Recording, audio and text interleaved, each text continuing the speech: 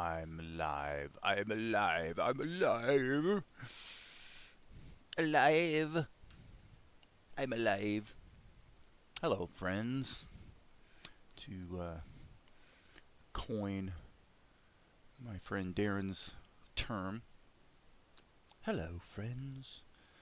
Well, so much to do, so much to think about, so much to talk about, and I'm getting started just a little tiny bit earlier than scheduled. My live stream is scheduled for 11 o'clock, but I am being bold, and I am on it, baby. So what are we going to do today? Well, hopefully quite a bit. Boy, so many things to talk about, think about. We're getting so close to the end of the fixes on the first half of this double-length cartoon episode. And just in the last couple days, much of this stuff has all been done. Tremendous amount of fixes. Fix the characterization of the king. Fix the characterization of Tobias and Vespar.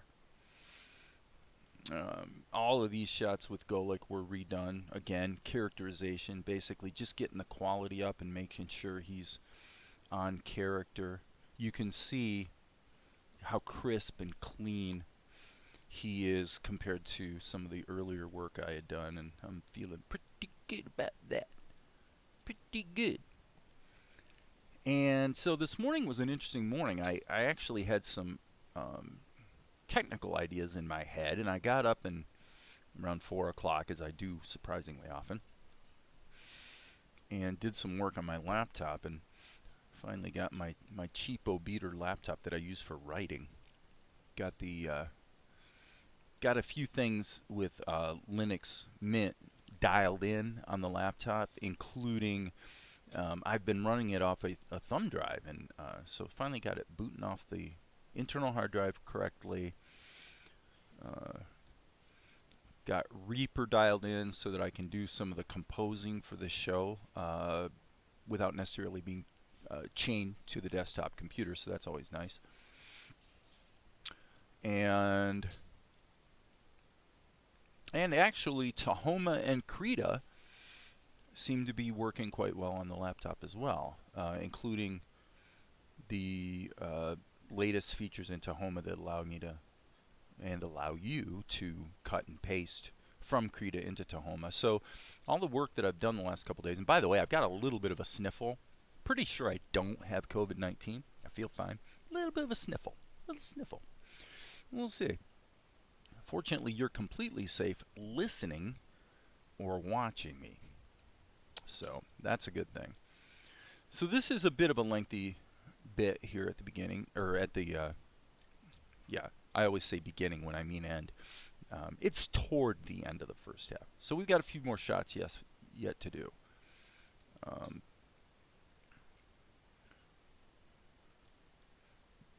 So I think we pretty much retired Tobias.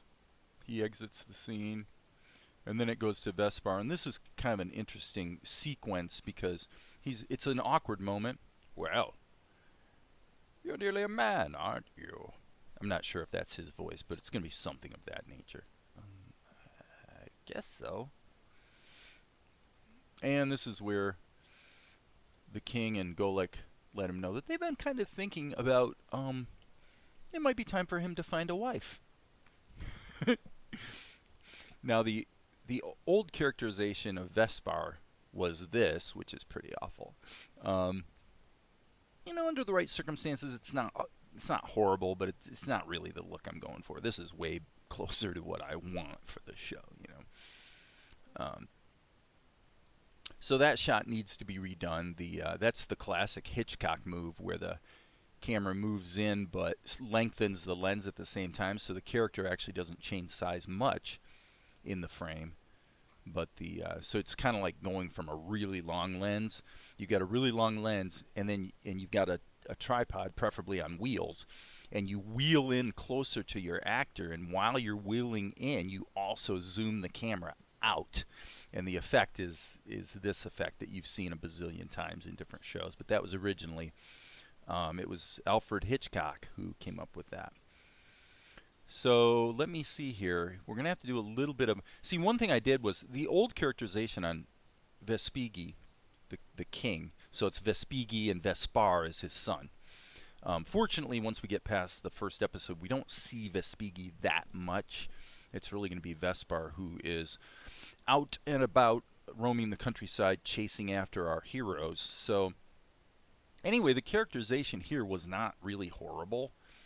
And so what I did was I kind of phased from this look to just, I had him do a little smile, specifically so I could close his eyes like that.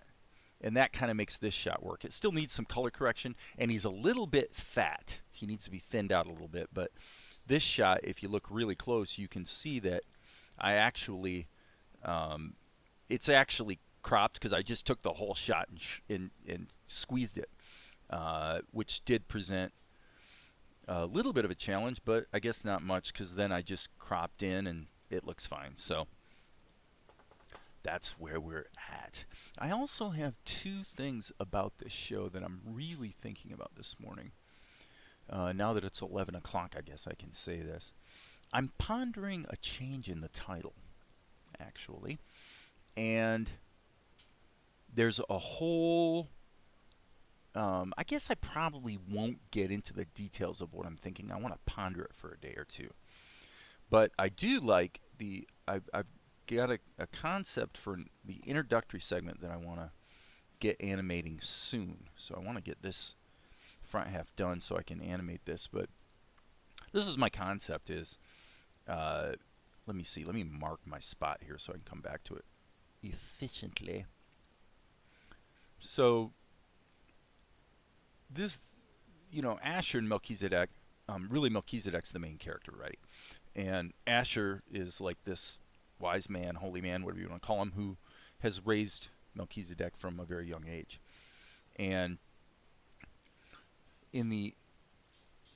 so as I'm envisioning the story going forward, not just this initial 48-minute pilot, but also the ongoing story as it unfolds, and in keeping with my recent comments about possibly crowdfunding, doing a crowdfund to underwrite the completion on this first episode, and then some stretch goals that get us to perhaps a 4-episode epic, and a bigger stretch goal gets us to the original concept, which is a 12-episode epic, and then an even bigger stretch goal, like a stupidly large number, would underwrite hiring a team of, I think it would have to be 6 to 10 people, which would allow you to accelerate the production cycle, so that instead of being spread over 3 years, it would be spread over more like 1 year, maybe even less. Just depends on what you can swing. So my concept on the so I was just thinking about Asher as and I needed to, when I went back to the beginning and sort of started chopping this thing down, there was quite a bit that was actually chopped right out at the beginning of the show. So this is all the exposition, and as I mentioned in earlier videos, my goal was, it's really important that we get the exposition chopped down to the point where it's not boring the audience, and we want to see our main character get introduced by 2.5 minutes into the show. And so at this point, we have, see, this is 24/11 right now. This is a little dangerous, but good. It's a good thing because you always improve your show when you edit down. When you're forced to chop down to meet a time restriction, it always makes the show better. So that's not a bad thing. But right now we're at 24/11. We need to really get that down to pretty much straight up 23 minutes, I would say. So we're going to need to lose a minute here. Why? Well, here's the, I'll do this in the voice of Asher. This is I'm picturing, and this black screen is appropriate. I'm picturing perhaps dissolving in candles, almost like fireflies, kind of flickering in and out kind of thing. And I'm seeing it, let me actually, let me pull up maybe my paint, just so we have a really big open screen to play with here. So I'm thinking, let me see here, erase that. So what I'm thinking is, I'm thinking you've got these like candle lights, okay? And they're kind of flickering in and out, and we hear this kind of ethereal music coming over, easing in, but very, very dramatic and rich and ethnic, but not a lot of melody at this point. And as we dolly down through the shot, we see Asher come in silhouette. Okay, so now it's like he's meditating or something. Okay, and we don't hear we don't see him speaking, but we do hear his voice because he is the narrator. Now, in my original conception, Melchizedek was going to be the narrator. I think that's probably not the right idea. So I'm going to put, probably not the best rendition of Asher ever, but so he would be kind of sitting here, and you would kind of have one of these things where, you know, like the person's meditating, like the fingers are out kind of like this. Sort of an Eastern meditation thing, right? And he's in silhouette at first. So we can see this guy meditating, right?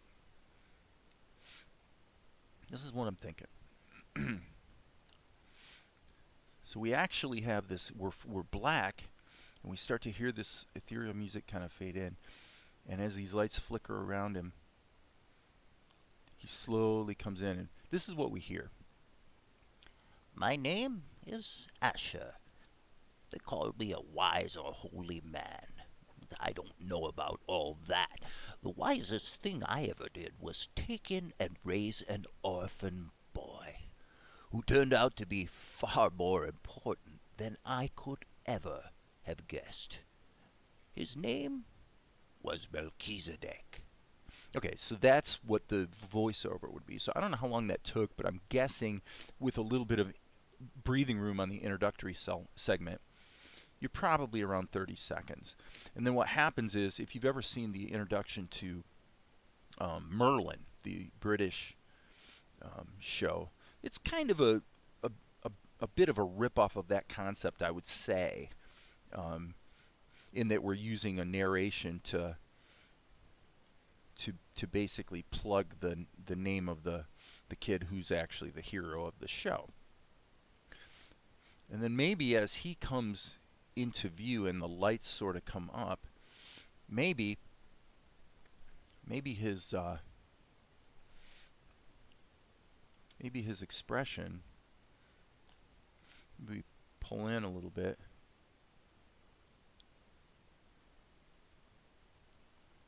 and we see one of these kind of things, and he's looking down this way, and then we come down here, and as he's describing Melchizedek, maybe we see the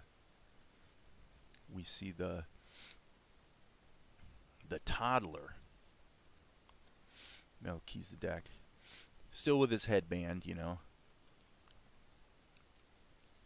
playing with some blocks or something, and maybe making some noise. And you know, if he did make some noise, then maybe he'd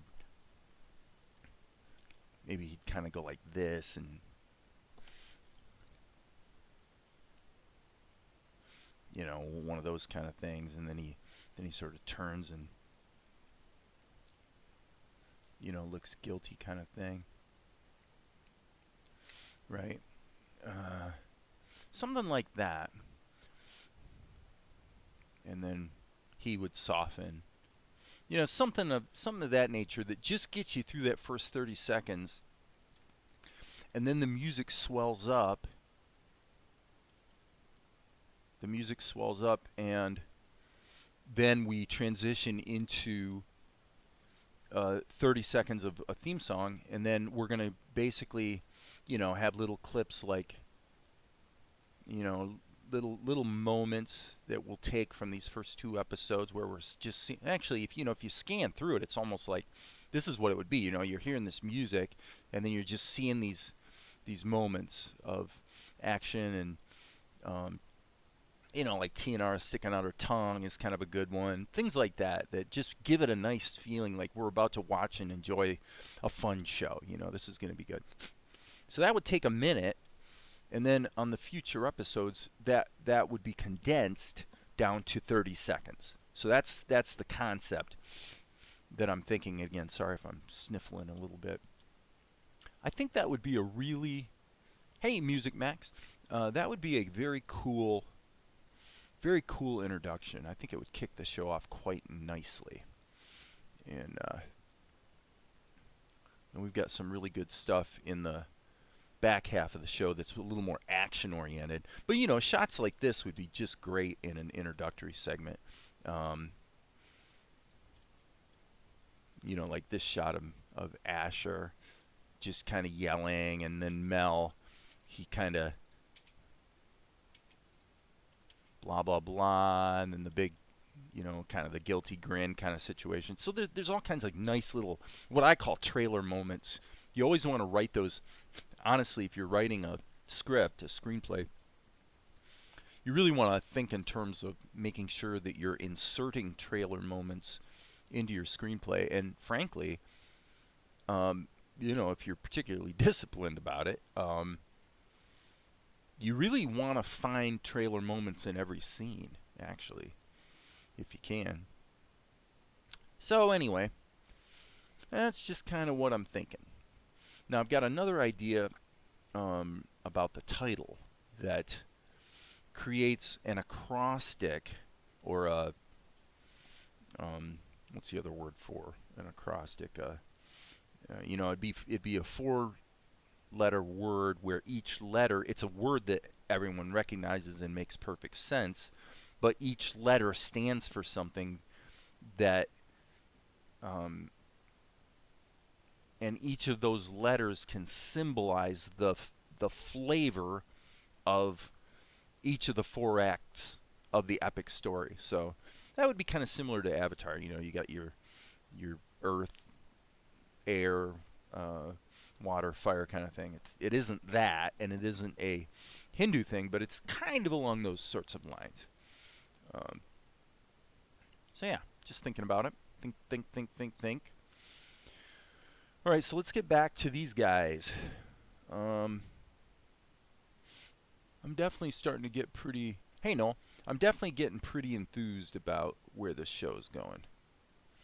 And hence, that's why I've been talking about crowdfunding it. Because I really think it would be a very appropriate show to go ahead and crowdfund. And at this point, based on my productivity and my quality, I'm comfortable with what I'm able to do. Like, I'm not going to disappoint you, with my crappy show.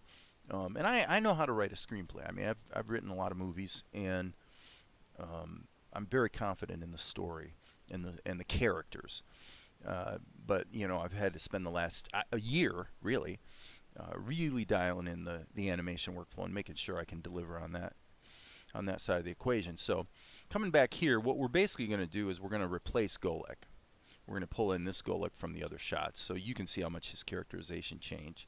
And for me, it's no contest. I mean, it was definitely the right move to, hey, Golden Slime, to move Golek in this direction. So we're going to have to do a little painting and fix this up. So step 1 is going to be to just erase, essentially, Golek out of the background. And I'm going to use my quintessential oil paintbrush for that. And we're going to make it fairly big, and we're just going to get busy. We're just going to paint him out. Get rid of him. See you, Golek. He'll be back in his new costume and new face. Again, I apologize for being a little sniffly today. I don't feel like I have a cold. It feels more like allergies, but who gets allergies in February? Pretty weird. So I think what we'll do is we'll actually black this out and then bring the curtains back in over top. So we gotta kind of blend that color in together, like so. And we'll just get Golek out of there. He's gone. Okay. Now, that feels pretty good. Then we'll just shrink down our brush to kind of sort of match what we had on the curtain situation. The draperies behind him.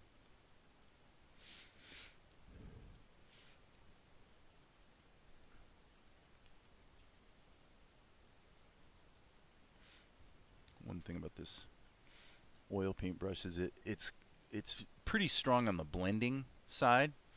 So if you get too close to the edges, you can accidentally like drag your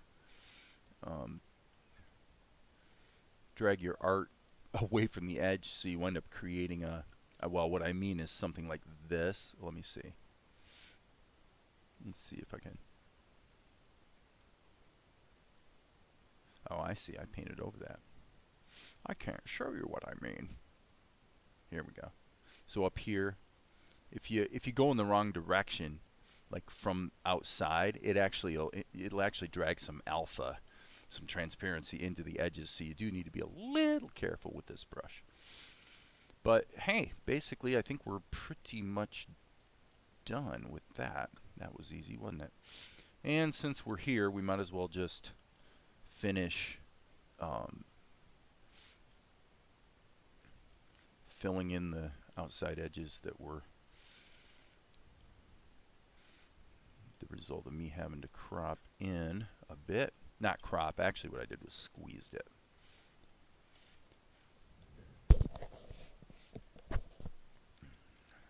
So, and we'll just keep on painting. I'm going to actually take some of the really dark, or just get it in there so there's a base behind it. And then I can just kind of use that blend characteristic I mentioned to dial that in. It's feeling pretty good. And this, okay, stop. So his, oh right, let me see. Okay, yeah, his whole body, and I forgot his body is basically baked into that background. So, okay, cool. So now let's get Golek back in there. There he is, and as you can see, he has some issues. So let's fix the issues. Pretty ugly issues, actually. First thing I'm going to do is grab my plain old pencil, hit the G key, hit the E key, put me in erase mode, just chop that out. I would say, you can see this is color corrected. We'll just kind of block in his hand. And actually, that's not really correct. What this is actually supposed to be is like this.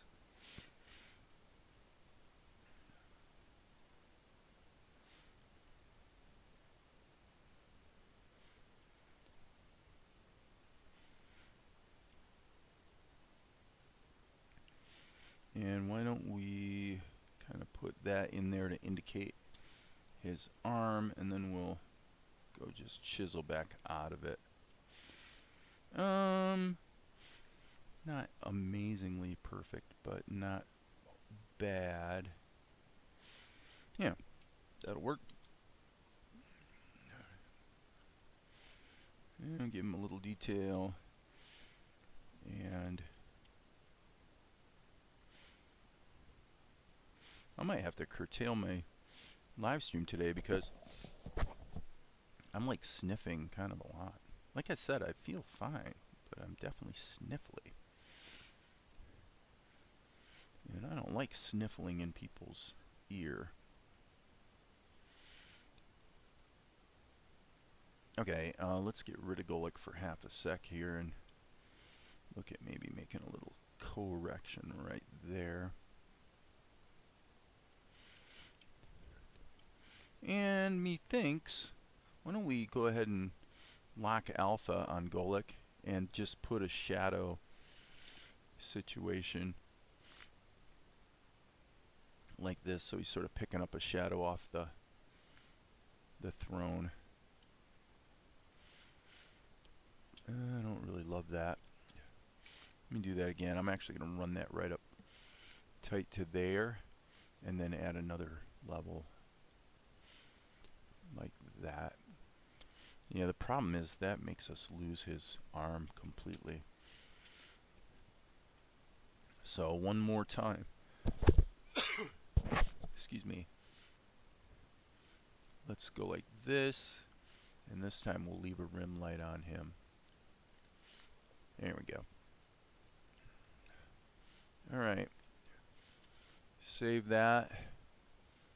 What shot is this? This is 206. Final save. Alright, I'm gonna see if I've got this already ready to render. 206, looks like I do. So I'm going to render that, and I'll be back in 30 seconds.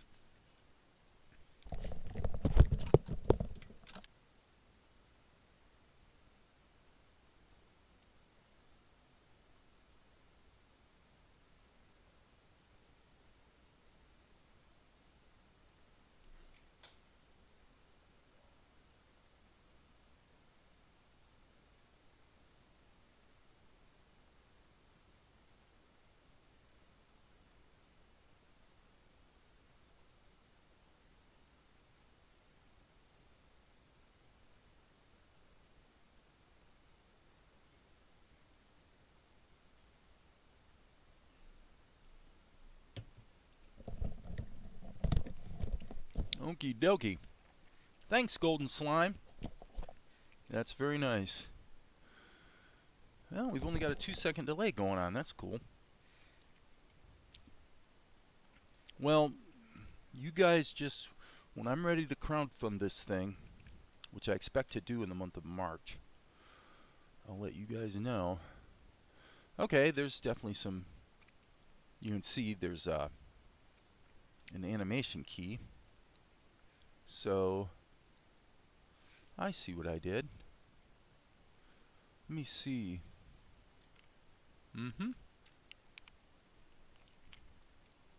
There we go. I want to make sure there's no... Okay, hold on a second here. There's Golek. I apparently dragged this and it didn't take. There we go. Cool beans. Let's re-render that. And if you hear me sucking on a zinc lozenge, can't say the word lozenge this morning. It's because I'm sucking on a zinc lozenge. Because whenever I have even the slightest thought that maybe I'm getting a cold, I do the zinc thing, and usually it curtails it in a hurry. Okay, cool. Now, I think we will jump ahead to this.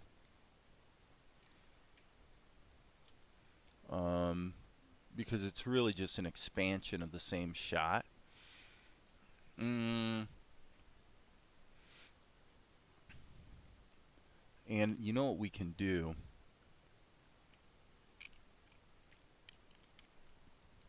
I wonder if this is the one where he has another shot where he actually had his arms folded, and then he takes his arms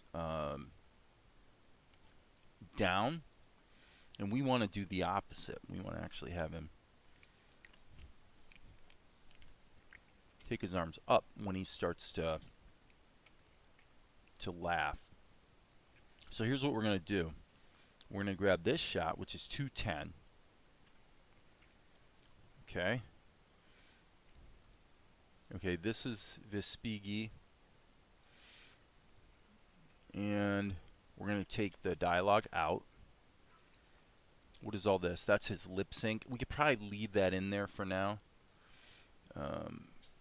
I really would like to separate him from the background.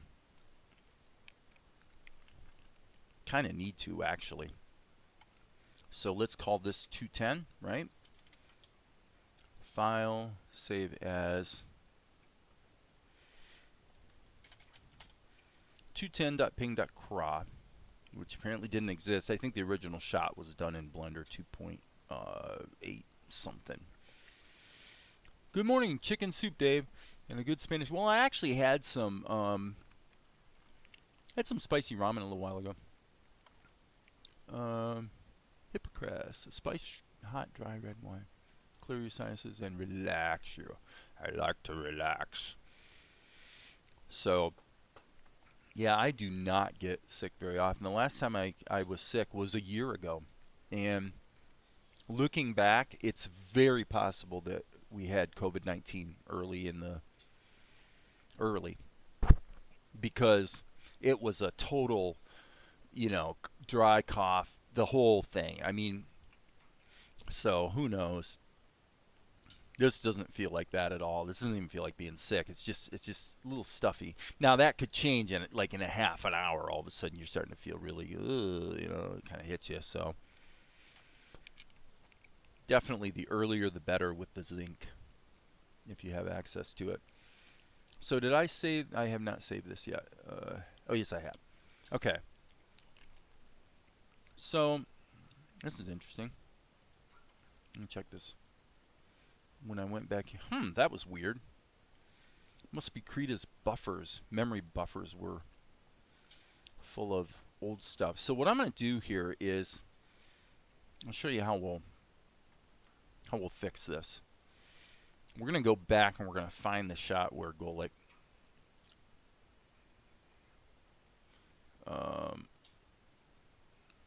here we go. Look at that, and we've even got a wide shot. 178. I bet you that was done in Krita too. So hopefully we can leverage that shot. Well, it's no crime to reuse your assets. I mean, if it looks good and it tells the story, that's what counts. Look at that. So, okay, well, yes and no. That's not actually the one where he unfolded his arms. So let's see where that is. There we go. So we would run that in reverse. And of course he's going to be laughing. So this is 184G. So we don't want this one. This one just gives us more work to do.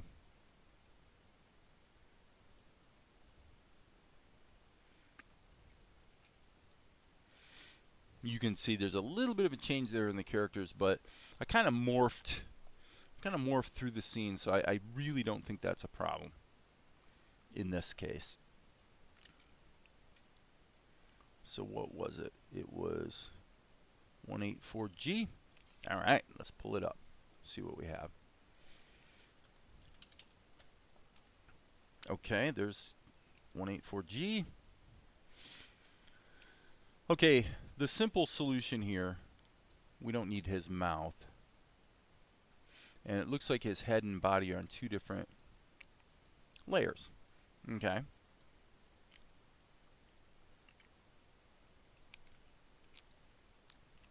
So what we really want is just these three keys. Now he's cropped. Unfortunately, I'm going to copy those to the clipboard and just see if I can get away with this. Let's just add a new layer and paste them in and see what happens. Okay, and then let's save our work. If you're going to have issues with Krita, it's normally going to be when you're messing with layers. Yeah, at least that's been my recent experience. Okay, now let's move this forward. We always want to give it about a half a second breather. Okay, so we've got a little bit of a color issue, obviously, but that's going to be pretty easy to fix. What about his head? Well, his head looks about right. It's just in the wrong position.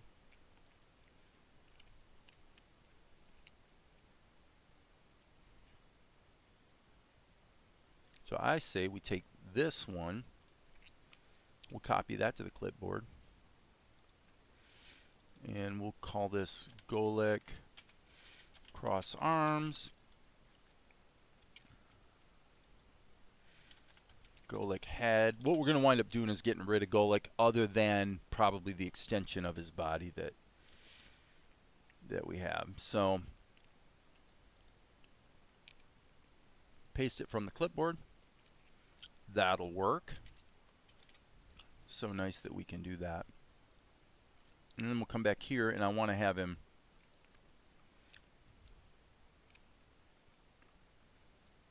I think just go in this direction. So we'll copy that to the clipboard as well. And then here, paste. Okay. So now we have those two keys, which we really didn't need. I mean, all you're doing is rotating his head, so it's not like that's actually important, but let's do it this way. Okay, and frankly, yeah, forget that. I don't like his head anyway. I like the head that's already in there. So what we're going to do is we're going to add a transform mask and see if we can just kind of smack this down and see how that's going to work, just so we can steal the animation if possible. I don't know if it's going to work. Yeah, forget it. I feel like I'm beating my head against the wall on this one. I would say it's going to be better to just animate this baby from scratch. So, alright. With that in mind, it might be useful to know what Vespighi's line of dialogue is, because it seems to me he's got a line here. So, and I am not in the right place on the script because of the oh my goodness, a sneeze is coming. Oh my goodness gracious. Getting close, getting close. Okay, so here's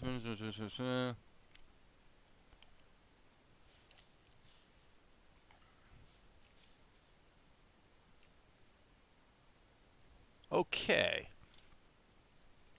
Well, he says over here,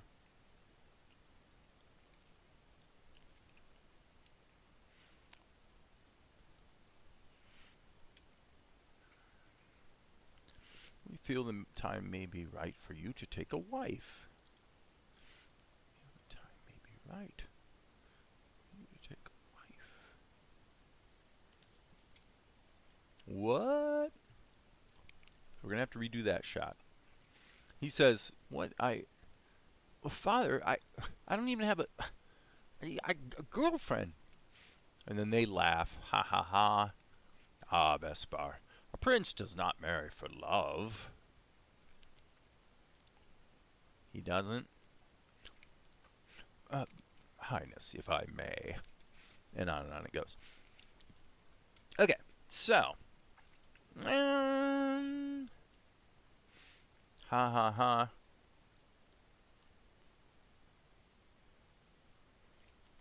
Yeah, I think I'm just going to leave that dialogue indication in there for now. Save that. We'll worry about Golek shortly. Let me think about this for half a second. We've got Golek on his own layer. Yeah, I mean, it's tempting maybe to go over to Tahoma, but I don't think so. I don't think this is really plastic tool territory. I think what we want to do is, okay, his mouth's on its own layer. So I think what we want to do is get this split up. And what is this? This is nothing. So I'm going to merge this group as much as it pains me to do it. Control E. Okay, so now the problem is that Vespucci's married to his background, which he always was. So now what we got to do is split him back out of it, patch up the area behind him, and hey, Yvette. So we'll cut him out. There are really two ways to do this. Probably step one will be to just make a copy. Okay? So now I'm going to take the G key, E key, G key and E key.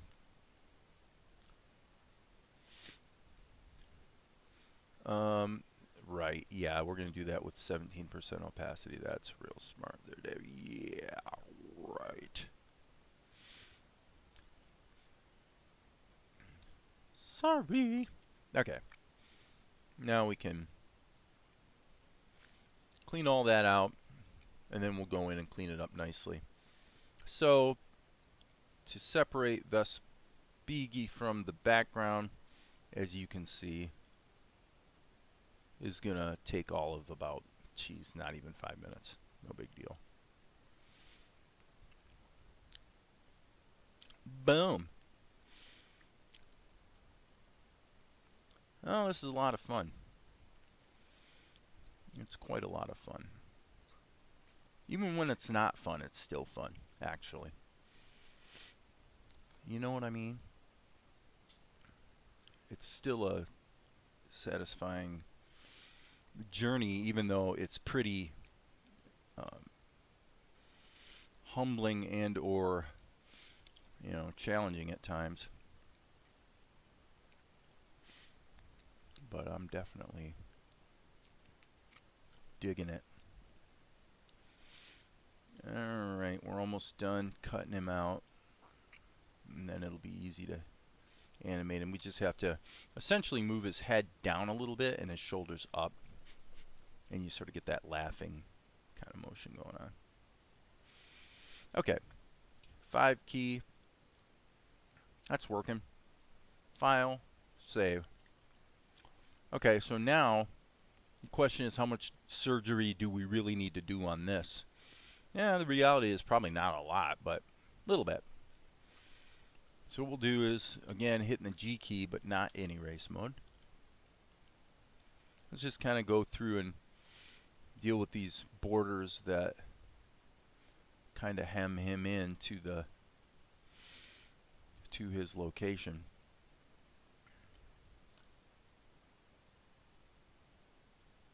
We'll just kind of do it like that.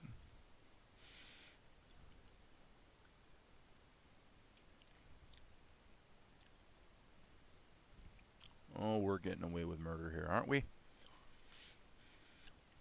So what's new, people? What's new, Yvette? You write any new books this week?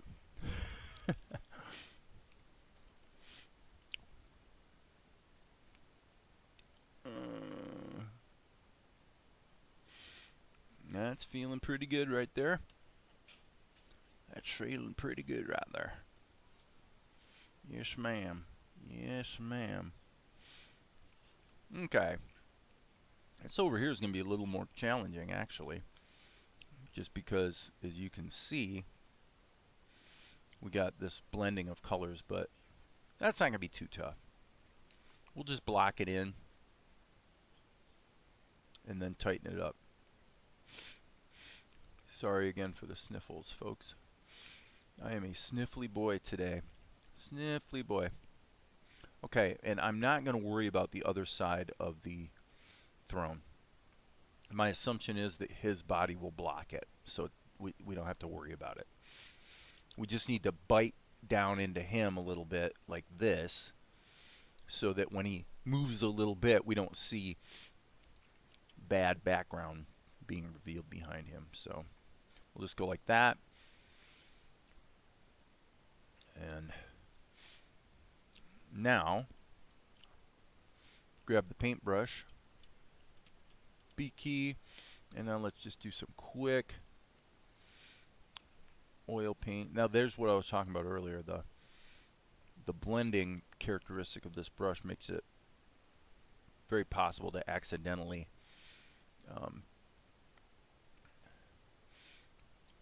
cause you actually suck some of the alpha out of your drawing. And by the way, I say again, if anybody feels like they don't want to stick around because they don't like me sniffling, I will not be offended. Believe me, I get it. I probably wouldn't want to listen to it either. Need like a mute button.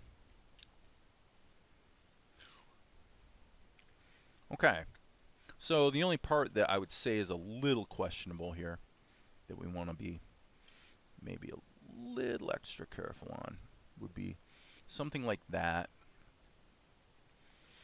You know, because his head is going to move a little bit. So we probably want to just kind of mirror that little section right there. And then, yeah, something like that. And then just work our shadow back into it, like so. Maybe a little bit of shadow there. I guess that would be okay. I think that'll work. Yep. Amazing how much cheating we do. Well, if you did a little investigating about the classic 2D matte paintings, you know, that were used in feature films back in the day, oh my gosh, the tricks they played on your eye, it's really impressive. Alright, now I'm going to get my pencil and make it a little extra large in erase mode. And before we animate anything, we want to go around the character, just make sure everything's cool with the character, because once, you know, in Krita, once you start animating things, the drawing is baked into the animation. So if you have to correct it on one frame, you're going to have to correct it on all the frames. So you want to, if there's going to be a problem, let's find out early. So with that in mind, I'm going to just go through here and just see if there's any touch up that maybe could be done. You know, some of it clearly is going to be stuff that maybe snuck by on an earlier shot where we use the same assets. That's okay. You know, it's just like sometimes these things matter, sometimes they don't. It just depends. Depends on the shot, depends on what the camera's doing. One thing I definitely don't like right here is this. I'm actually going to liquefy that, by gum. I just want to push that up a little bit. Again, yeah, it's one of those things that kind of snuck by me on the earlier shot. That's probably okay. Okay, so what's he gonna do? Well, he's gonna laugh. So it's kind of the usual thing. Here's the Vespar, so we'll call this, or Vespigi, I should say. Vespar's the sun. Hey, Ashnan. Oh, that's great. You got 5 people doing voiceover for your first animated episode. That's cool. Good thing I did character interviews. It's like a practice run for me and the voiceover people. Yeah, excellent. Okay, so here's Vespigi. And I didn't mean to grab the background. I meant to grab Vespigi. And what I want to do is, normally when I'm gauging something like this is what I do. I'm going to say, I'm just going to start moving things with the liquefy, and just see if it actually looks like an actual animation, if it looks like about what would really happen. And if it does, it's like, okay, that's it. Okay, so now we can go, perfect. And now all we need to do is compensate just a little bit with the head down. Okay? Now that might be a little strong, truthfully, but we'll see. It might be a little strong. Yep, it is. By golly, I did too much. That's hilarious. Well, we just delete the keys and do it over again. No big deal.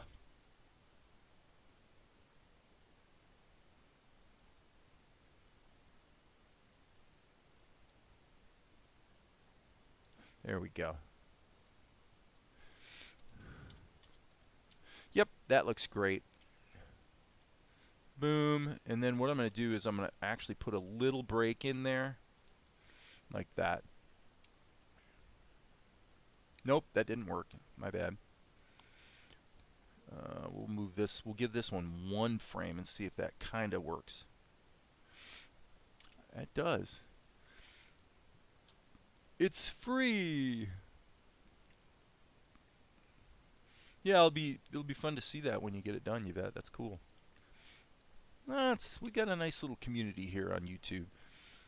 Everybody's kind of, you know, Maria with her theater group. Sorry, I'm sitting here wiping my nose. For all the world to see. Public nose wiping. It's a beautiful thing indeed. Don't you agree? Not. Oh, it looks great. That looks great. I am really liking the way Vespigi is shaping up. Now let's get Golek taken care of. Now, the first thing I'm going to do with Golek actually is I am going to go ahead and just shrink him a little bit. He's slightly too large in the frame IMHO. Okay. So now what we probably should do, okay, I think what we'll do is we'll have Golek laughing a little bit more. Not quite as he sees it, it's going to be a fake laugh. In fact, I'm going to have him start laughing slightly after Vespigi, so he's kind of following Vespigi's lead, if you will. So we'll see. I mean, we'll just try this and see if it works. Okay. So what I would do is I would just give him a little bit of shoulder action here. And a little down. Just a little. Okay. So I'm going to do the same thing with him I did with Vespigi. Oh boy. That's perfect. I love it. Thank you. Thank you. I'm glad you like it. I am so like stupidly much happier with the way the characters are looking. Now, we do have a little error here, so I'm going to have to fix this. Let me show you how you fix this. Okay? There's really two steps if you want to you know, the character's already in motion. And it is impossible to make a fix that's going to wind up being exactly the same on every frame. It's impossible. So what do? Well, here's what you do. Put them in a group, step 1. Step 2, add another layer in erase mode. Okay? Then grab your freehand path tool and just go like that. That's gone now, and as you can see, it doesn't matter what he does. That's covered up. And then add another layer just in normal mode. Sample your colors that you need to patch with.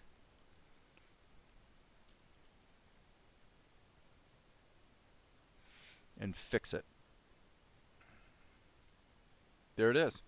And now we'll just take the group, hit Control E, and it's baked down to a single layer now. So let's save our work. How do you stream? Wait. How do you steam from OBS to YouTube? Yeah. Well, I'm not really gonna get into explaining how. The way you're asking the question makes me sound like you don't even know where to start. So I would say this. On your YouTube channel, you've got to get your stream key, which is a secret number that gets put in OBS, and then in OBS, you have a bunch of settings that you need to set so that the two start talking to each other, and it's not very difficult though. Oh, really? Thank you, Yvette. That's very nice. Well, I was happy to do it. Like I said, I don't know if I'm the best guy to do it. In terms of, if I get up really early in the morning, I can get way down into that real deep voice of God thing, you know, way down, even deeper than this actually. But you know, it's not something I can just pull out of my hat any old time. I can do the high notes anytime, day or night, but the low notes are a little tougher for me. Okay, so, but if it worked, it worked, you know, if it worked for you. So we are going to now see, let's go ahead and I'd say we just render this and cut it in, but I want to check his line of dialogue. He said, "Haha, Vespar, a prince does not marry for love." Oh, Vespar, a prince does not marry for love. Okay, so let's check that again. Oh, Vespar. All right, right there. Let's get rid of those keys. Go back here, close his mouth. So he says, Vespar, a prince does not marry for love. There you go. Rock and roll, baby. Save our work. This is 210. Where are we? Right here. And we're going to render this to, I better check. If this was originally done from Blender, it's going to have an underscore. So, okay. So we're going to put in 210 underscore. Oops, not a dash, silly. An underscore. And that's straight up 210. So let's give it a crack. It is complaining that the images already exist, so that tells me this is probably going to work fine. So this shot of Vespar, by the way, is going to be a lot of fun too. Vespar. Prince does not marry for love. He doesn't? Okay. So now I can tell this was actually started early-ish. So let's go. Boop. Okay.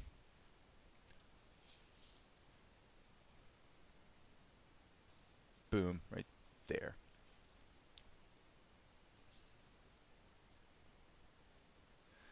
Majesty, if I may. Alright, so Golik's going to have to be redone there.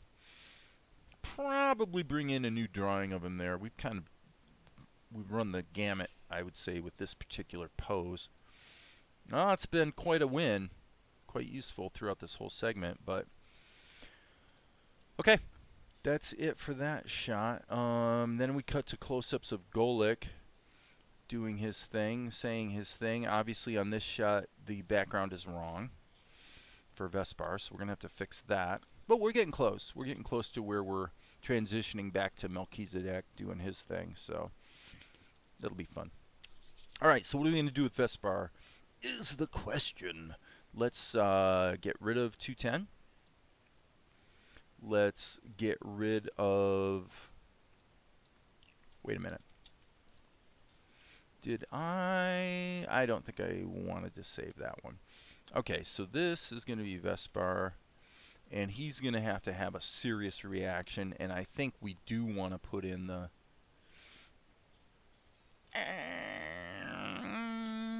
be a bit of a job, because we're going to need a super high-res... Okay, we're going to need a really high-res version of this background. Now we have that. I think it was over in Tahoma, actually. Yep, there we go. So let me see what we have. Okay, it's not great, but it's not horrible. Not a horrible. Okay. So if we scale the camera,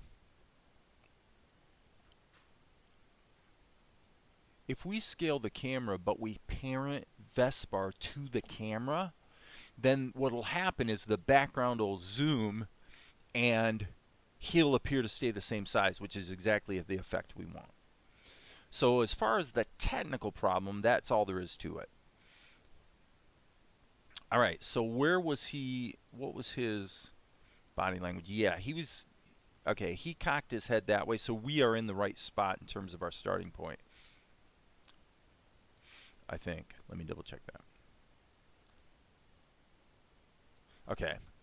I really actually like this shot. It's just that this was done in Blender, and the The line work is wrong, the characterization, everything about it's wrong, except the acting, the actual, what takes place in the shot's pretty cool.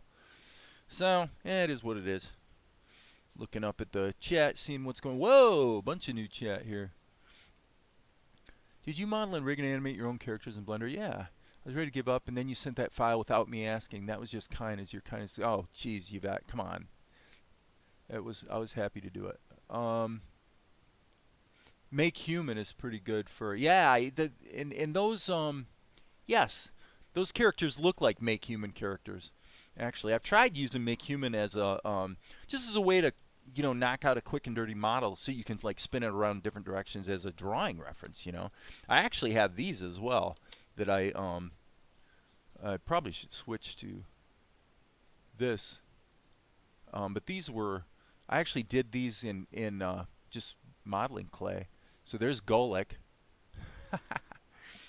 And then there's one of Mel, although I don't think I did a particularly great job of him. But you know, and it's hard to see in the light, but you know, this would maybe be useful in some situations to just, especially with an extreme pose like this, looking down. You know, that's actually quite helpful, you know, to see what the characterization would be. So, yeah, pretty cool. The things we do because we have nothing better to do. All right, back to work. Okay, so there is one problem that I see. One very big problem that I see. Now I'm actually getting a little bit of that lower voice thing going on. And because I'm having fun, I will indulge it.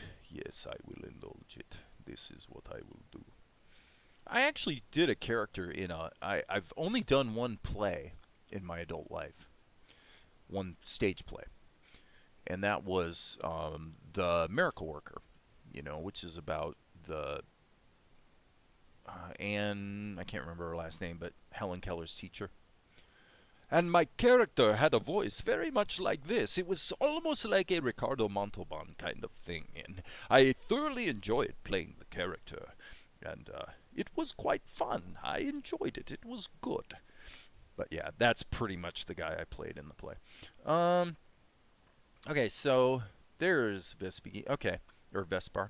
Well, he ends here, so why don't we just go like this and mirror the frames. Mirror frames.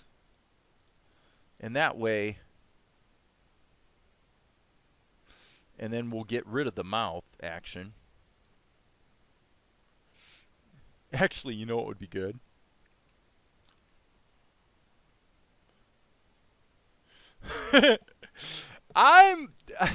Wow.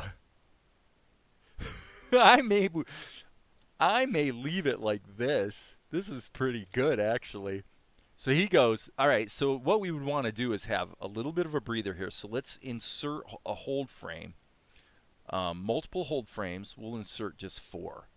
Okay. So he goes, what? And then we'll do the camera move. I actually like that better than the really spastic, you know, the big eye thing. Now, we could still play with the eyes. There's no reason we can't. But, yes, yes, Anagnos, yes, that's who I played. How did you know that? That is awesome. Mr. Anagnos. And the reason I played Mr. Anagnos, I'll tell you why. This may not be particularly... I don't think you guys can hear it anyway. There's Sean Young. She was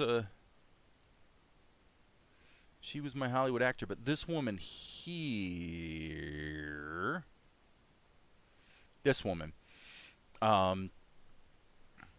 Stacy Muncie, she played my wife in this movie, and there's me, and I will tell you, don't direct a movie while playing a role in it. It's very, very ill-advised. It's hard.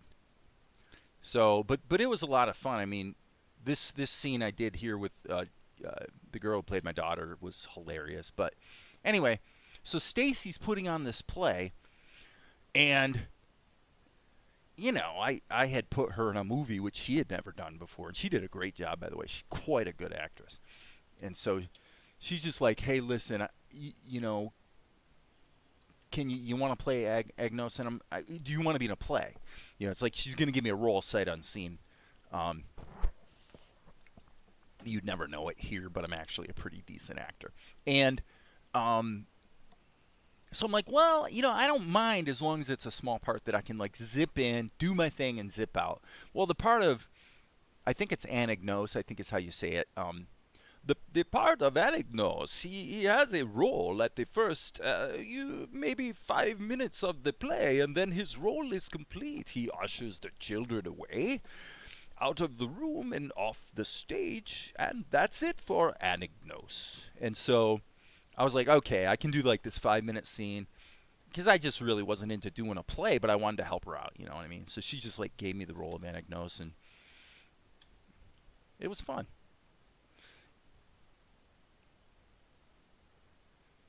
It was very, very fun. I'm going to say, I'm going to take this key out. What? Yeah. And then here in the mouth layer, I say what we do is, he had a later role in Helen and Annie's lives that ended up in Pleasant. Oh, really? See, I wouldn't know anything about that. That's too bad. That is too bad. Well, he definitely, I don't remember the role that well, but from what I recall, he wasn't really a guy who, I seem to recall it was a situation that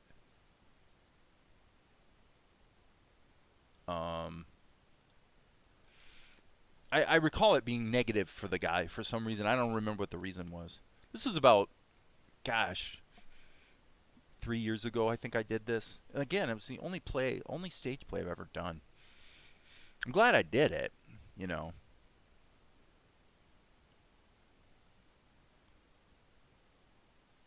Okay, so what I want to do here is I'm actually going to do a fix on him.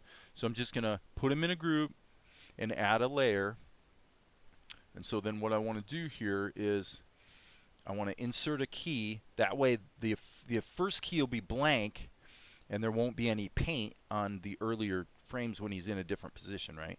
So what I'm going to do here is just take this little section right there and paint that out.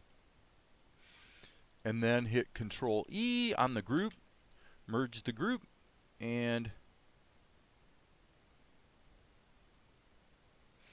everything's good. Now, you could argue that we have a bit of another issue here on his chin. I'm going to say I'm not loving that, so I'm going to see if I can actually correct this the same way twice. I think I can. All right. That's probably fine. That's probably okay. Because his mouth's moving, I don't think you're going to be thinking about that. There's a slight warble there. Slight warble. But I don't think it's severe. Anagnos. Yeah, I totally had forgotten that guy's name. Good character, though. I really enjoyed coming up with the voice for him, too. I didn't even know what to do. It was like, it was going to be like, right. Kind of almost like Greek or something. I don't know. Okay, yeah. So now here's the key that's going to make this really punch.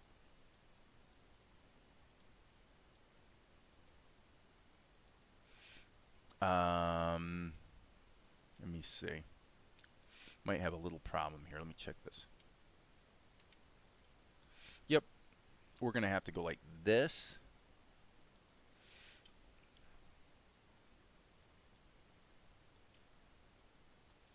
All right, let's get those eye movements in there. All right, and then what we're going to do is we're going to do the same thing again. Is this his mouth? Yeah, that's his mouth. So what I'm going to do is I'm going to put his head. Well, no, I guess I don't need to do what I thought I had to do, because this is his mouth layer. So what we're going to do is we're going to, right here, we are going to stretch his mouth a little bit wide. And then I'm going to add some teeth.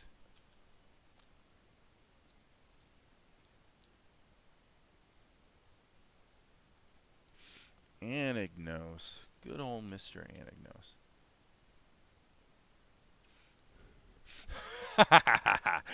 Yes. What? I love it. That's hilarious. Oh, that's going to be great. That's going to be great. Now, the question is, are we going to do the Hitchcock thing? He was Greek? Wow. I didn't even know that. It's amazing how freaking ignorant I am. I mean, I have no clue what's going on half the time. I just knew for this Anagnos. I knew that for Anagnos, I wanted to have a certain kind of voice. And so that was the voice that I did. And it's not just the voice. It is the mannerism. It's the manner in which he behaves. Tells you a great deal about a character. A great deal indeed. Anagnos. Okay, so let's see here. Are we going to do it or are we not going to do it? If we're going to do it, we should do it. Just do it on a separate layer. I mean, let's try. We got to try. We got to try. So what we're going to do is, I think if we go back here, yes. This is, we're going to just drag this in. I'm going to be bold here and try this in Krita. Okay? And so this is going to be crazy. This is going to be a little bit crazy. He came to the U.S. as a young man, became a tutor to the Howe family, was part of the innovative Perkins. Right, I remember Perkins School. Taught Greek and Latin to the students there. Okay. Okay. Oh, I appreciate you weighing in with some trivia, if you will. Interesting information. It's trivia, but it's not necessarily trivial. Okay. So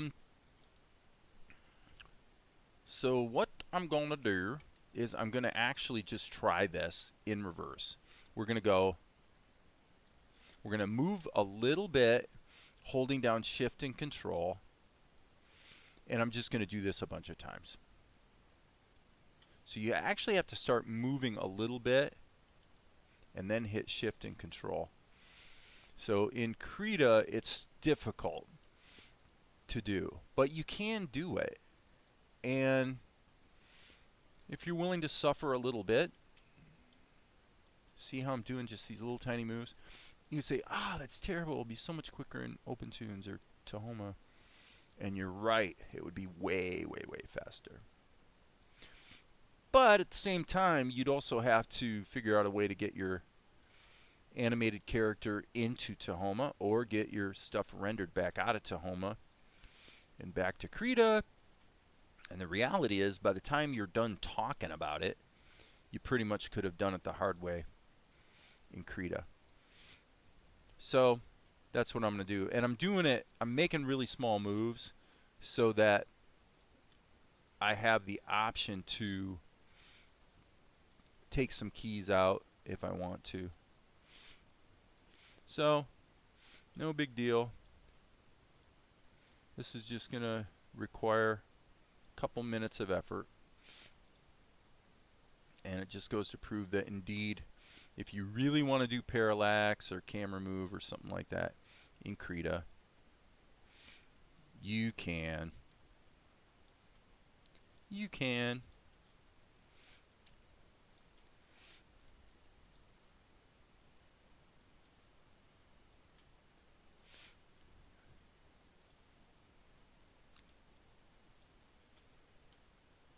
And as I often say here, I reserve the right to fail.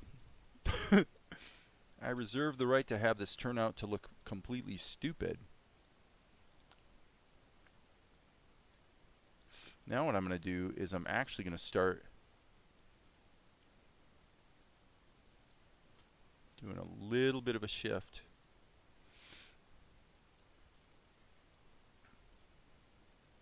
Like that. And of course,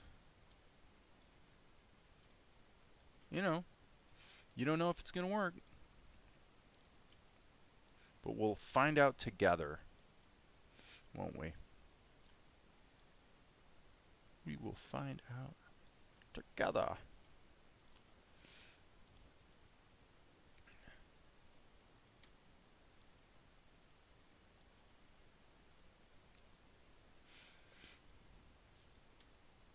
I just want to get it to the place where it's framed up pretty much the way I want it to be at the beginning of the shot. We're close. We're getting close. Because the guard, in terms of the perspective of the guard, he's a little skewed. I mean, he doesn't really quite look right. So for that reason, I want to make sure that the initial shot doesn't have the guard in it. I want to get him the heck out of my shot. You'll see what I'm talking about here in a minute. And this is going to be the one shot in recent memory where I'm going to allow myself potentially to go ahead and run it at a higher frame rate. Not necessarily 8 frames a second. Okay. So now what we're going to do is we need to save this. This is the wrong shot, I'm pretty sure. Yeah, this is supposed to be 208. Did I already save this? No, I did not. So I'm going to file, save as, and this is going to be 208. Okay. And then what we're going to do here, let that save, is we're going to mirror the frames, and then we're going to take this batch right here and watch what happens. I'm going to run this at 12, and let's just see what happens. What? Oh boy, that did not work.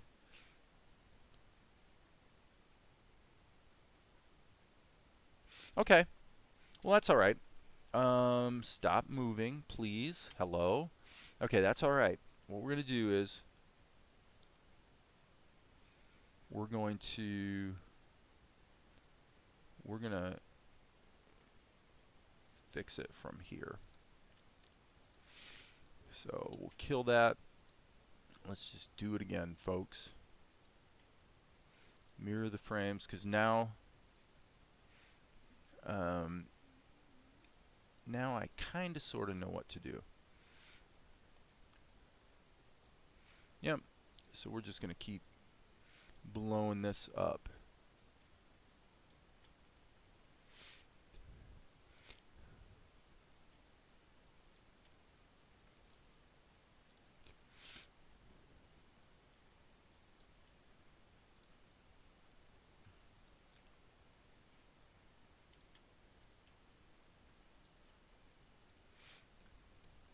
So yeah, this obviously would be way easier in any program that has normal animation.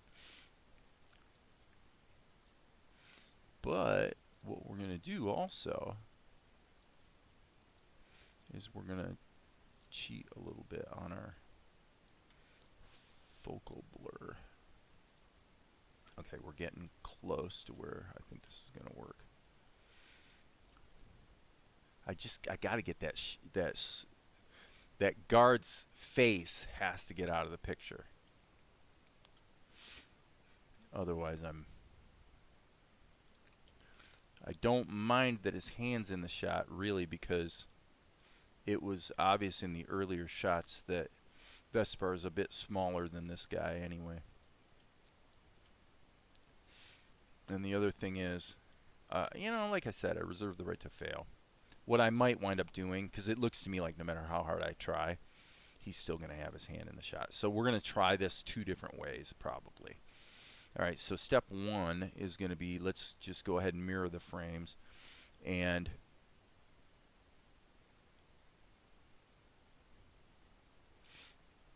yeah. Okay, so now what I'm going to do is,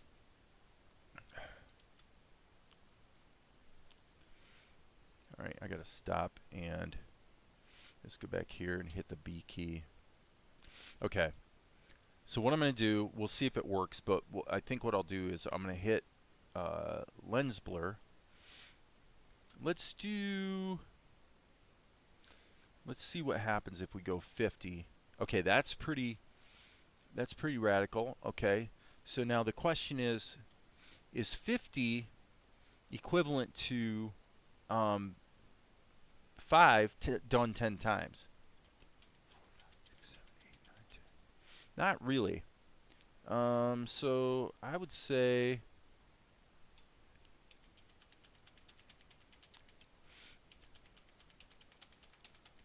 okay, so that was 30.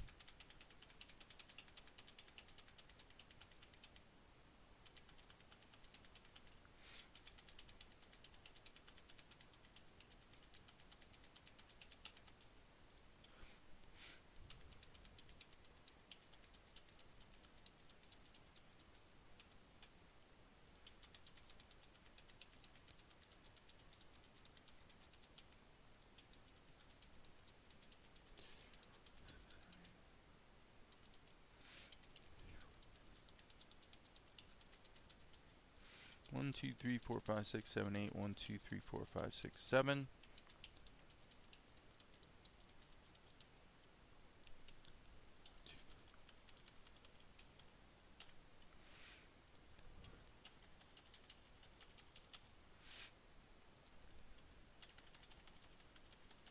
Yeah, I'm doing this way the hard way.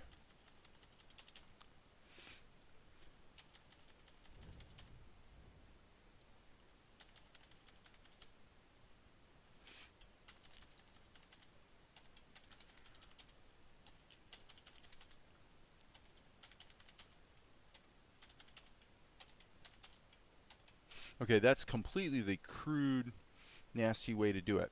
But let's see if it worked. So it took a little time. Who cares? Okay, it's way too slow is the problem. And we really need to have him push forward as well. So we're going to have to do it the not the hard way. So unfortunately, boom, gone forever. It was a worthy attempt. What we're going to do is render this and then bring it into Tahoma, and we'll just deal with it that way. Okay, so because I really need to reframe up that shot. Hey, dear. You are late, dead pianist. Shame, shame. Well, the quintessential example of why you don't do what I just tried to do in Krita. It was a worthy effort, but so he's going to say, what? What? Okay. The shift in attitude right there feels a little early to me. So I'm going to take this whole thing and he's going to go. Okay, and now let's take this. I would say we move this back here. What? Okay, and let's take these, smack them here.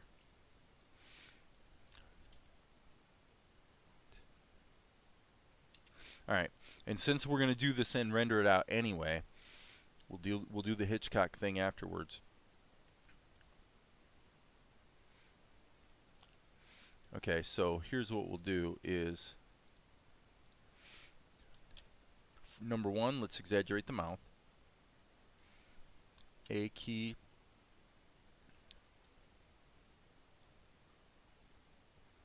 Oh, come on.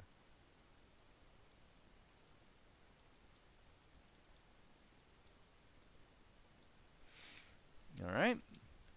What? All right. And then his eyes are doing, this is actually nothing more than his eyes darting around. So therefore,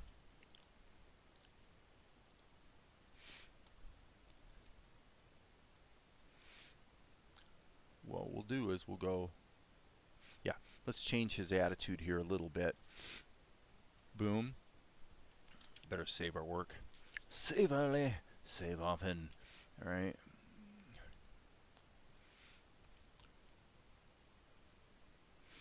All right, and now I'm going to take this.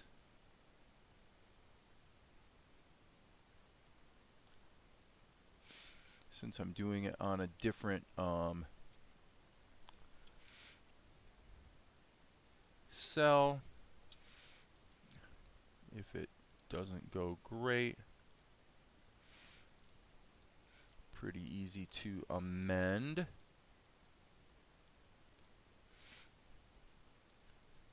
After the fact.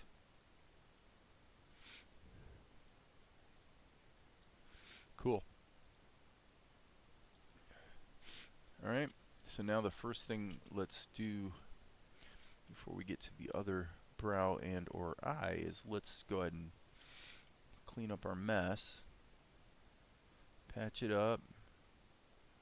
Patch it up. I'll take it. Patch it up. Anagnos. Ooh.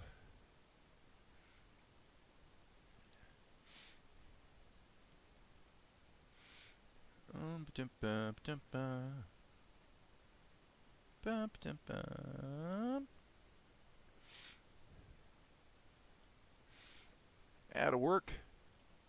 That'll work. All right. Now we're going to take this color and we're going to slam in there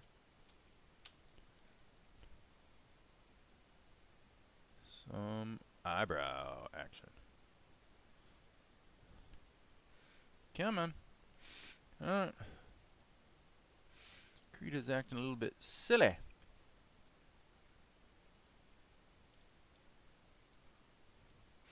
Silly, I say.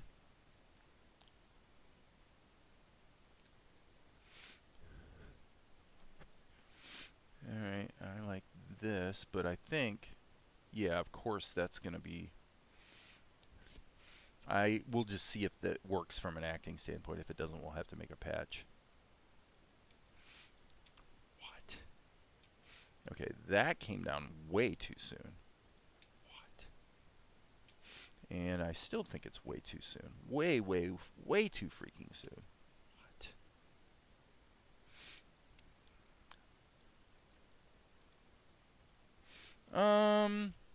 I like Vespar's attitude, so I think I'm going to just leave it like that. Okay, so that means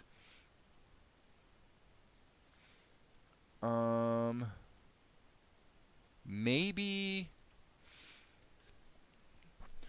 we'll see what we can do here with his eyes. This is where I was going to see if we can maybe get some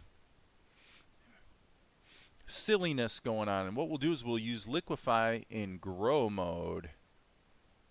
Ah, it's reversing. Sorry.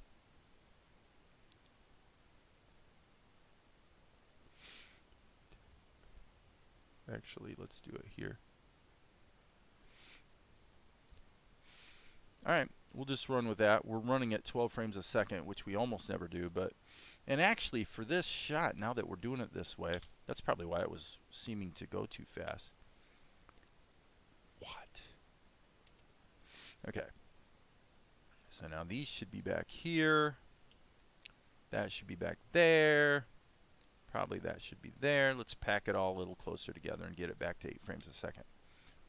What? Okay, the only thing is, this is interesting. Sorry for the sniffles, guys. I have to go below my schnoz, I'm afraid. 1, 2, 3, 4. Oh, come on. What? Okay, so there's no pause. Yeah, there's no pause. Ah, stupid. This is like gotta be one of the things about Krita that drives me up the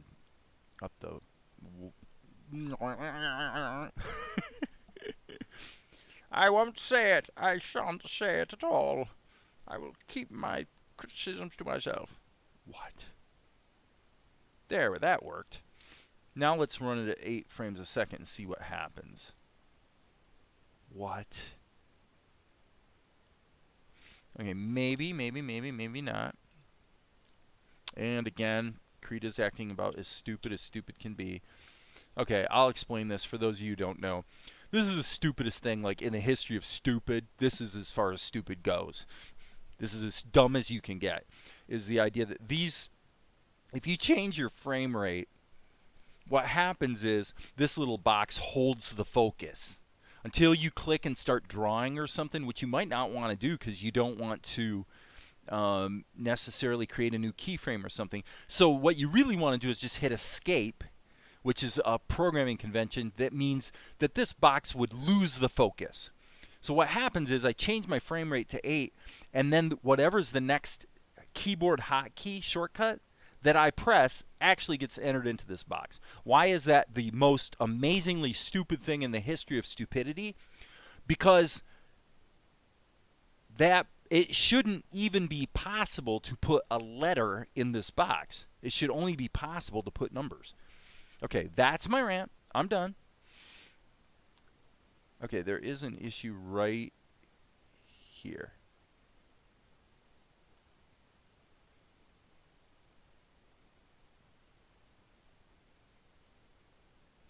So I would say, let's push the what over there. What? Okay.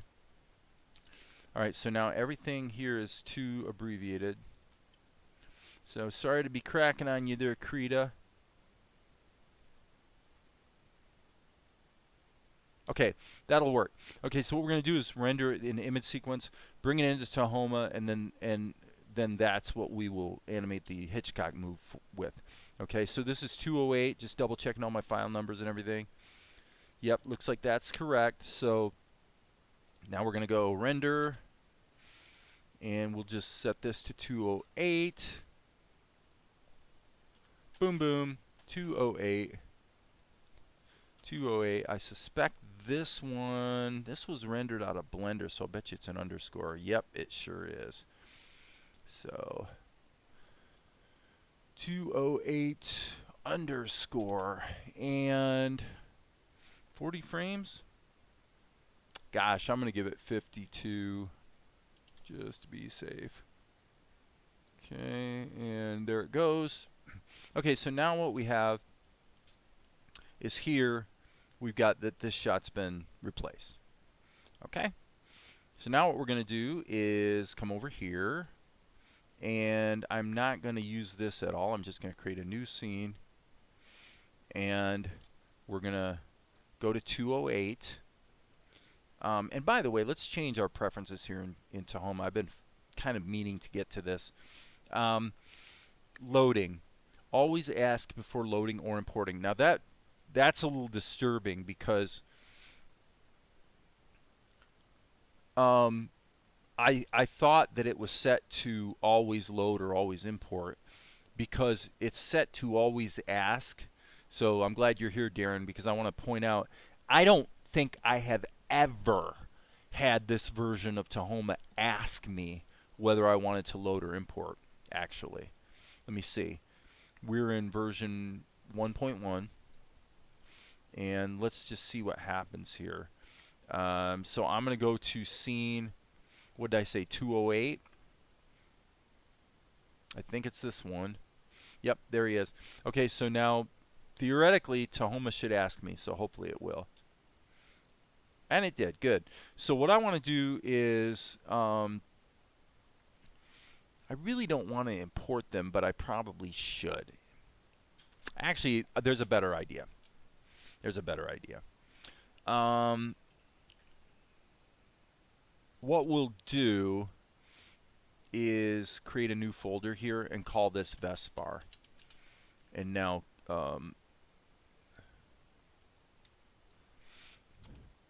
Vegas is going to get confused because it's not going to be able to find this image sequence, but that's okay. So we'll push this into there. Okay, and now what we'll do is, now we can load it. So yeah, I thought we had an issue there, but we don't, so that's good. Alright, so there's that, and then what we wanted to do was, let's see, Control-Alt-1, I believe, nope, Control-Alt-2 is this shortcut. And we wanted, I do believe we wanted this particular image right here.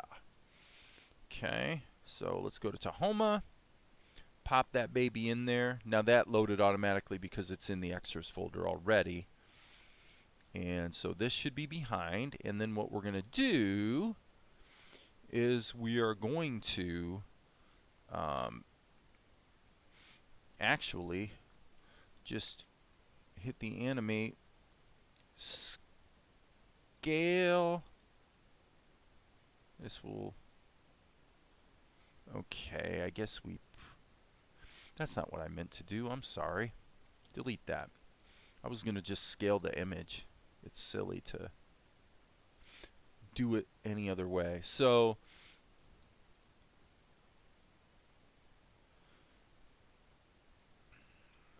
that's the wide shot. Is that as wide as we can get it? Yeah.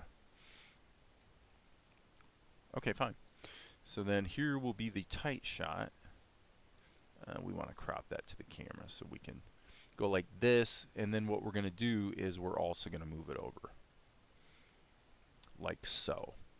And hopefully, yeah, that's what I was afraid of. Okay. Okay.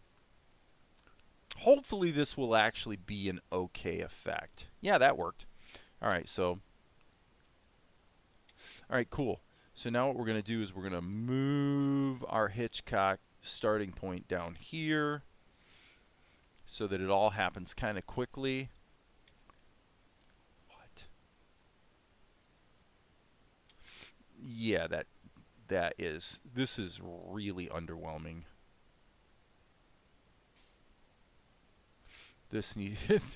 There's like nothing about the timing of any of this that's feeling right to me. It's feeling extremely sluggish. Okay, so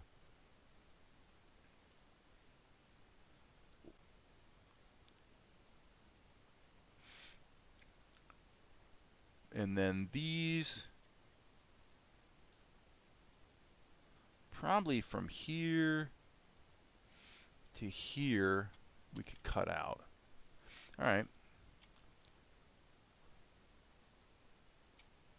And I don't like, I think I want him to catch his, yeah, I don't like him holding his mouth like that after all. I do not like that.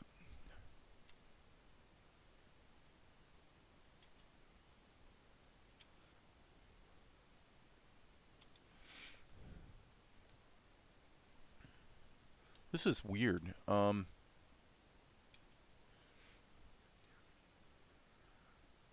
Yeah, there's problem number one.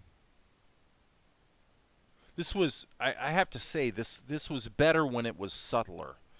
The subtle version of it was actually more entertaining. This is feeling overblown. It's like telling the audience, come on, really? It's like telling the audience what to feel. It's an insult, actually.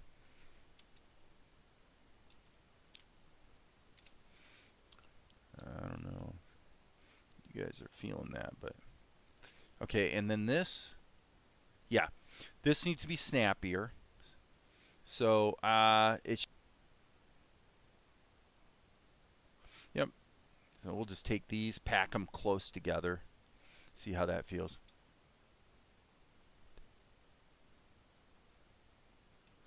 Okay, and this can be gotten rid of. Get rid of that forever. And then I think I like the eyes darting. Okay, again, still a little too early. So it still takes time, but the actual animated motions need to be really crisp. What?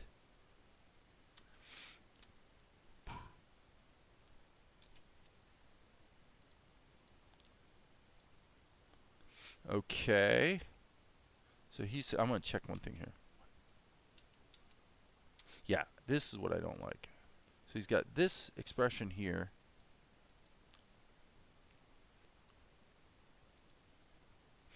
I'll tell you, I think this is doing harm. I think it's doing harm.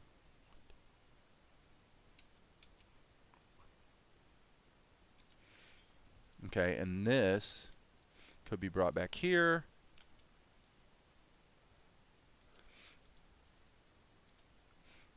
All right, snappy. Okay, and then this is all being too quick. He's just looking, his eyes are darting between Dad and Golek. That's all that is. What? Cool. That's better. All right, let's save that. Okay, and then this is going to be rendered into the Vespar folder, right? So we'll render that, and then okay, so this we never saved. So this is 208. Ignore that. Ignore that message from Vegas. So we're going to name this 208, and this is going to be save scene as 208.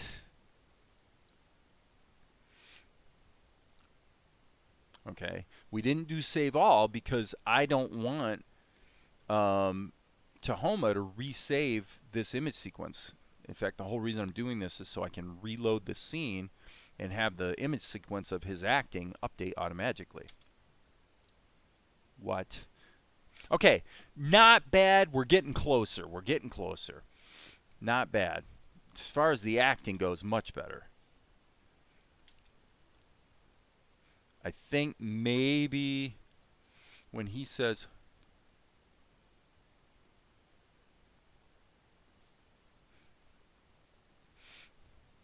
I mean, my sense is that the Hitchcock thing isn't working.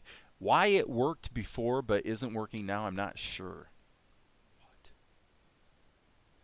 I'm going to leave it in there only because I have a small suspicion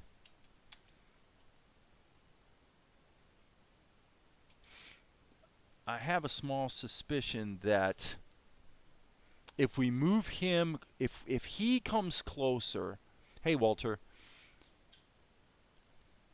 if he also comes closer at the same time, and it works with the musical score, it would be a cool effect. So here's what we're going to do. We're going to hit the A key, and we're going to scale Vespar so that at this same point, we can scale him up. Okay, so now this will probably make it work, and probably quite well, actually. What?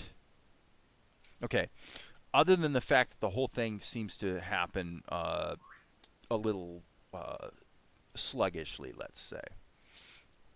So if he is zoomed in while the camera is dollied in and zoomed out, that's better. That's better. Okay, we're getting the idea here. What? Yeah, and then you kind of got the eye thing going on. Gosh, it makes me really think I want to, I really kind of want to get that guard out of there, is the truth of the matter, but I'm getting a little bit, running out of gas a little bit on this shot. I think what I'm going to do is render it out and get it cut into the show, and then we'll kind of maybe take a breather and come back to that one. Wow, 14 concurrent viewers. Everybody's watching today. Isn't that nice? Thanks for being here, guys. I appreciate all the support. Will you upload a video on the whole movie? Well, if you go back and watch the first part of today's live stream, I talked about the plan going forward insofar as I'm thinking very seriously about doing a crowdfunding campaign in March. I feel like, so the long story short is I really wasn't comfortable going there or even considering that until I had until I felt very comfortable myself that I could deliver the quality of product in both the time frame, you know, and the quality of it. And at this point, I feel pretty good about that, and so I think it's something that would make sense as like a Kickstarter kind of thing. This I think maybe too much. Let's see. Let's try that. I don't know, let's make it even more extreme. The problem is, in order to, I need some more background, by gum. I think I'm going to have to actually edit that image and change it so that I have more background, because this really, it's like the right idea, and I'm not, well, kind of in keeping with what I was just saying, is this is the right idea, and the execution is not to the quality level we want. Okay, why? Number one, just look at the positioning here. Truthfully, this should be like this, and then this should be like this. That's what should be happening here, and then this should be scaled even more down, like that. So this is what I want to end up with, actually. So I'm going to have to expand that background painting. It's just, it is what it is. It's what we need to do. So, and I think with that, I'm going to take a break. I just saw Valerie walk by, so I'm going to go poke in on her for about 3 or 4 minutes. And so, just to be nice, I will let this loop around for, I'll just hit the Q key so it loops, and let that loop around a bit while I go take a breather, refill my water, yada yada yada. Thanks everybody for being here. We've got 11 concurrent viewers. That's, you know, it was up to 14 a minute ago, which is kind of high actually for me, so I appreciate that, guys. Be back in a bit.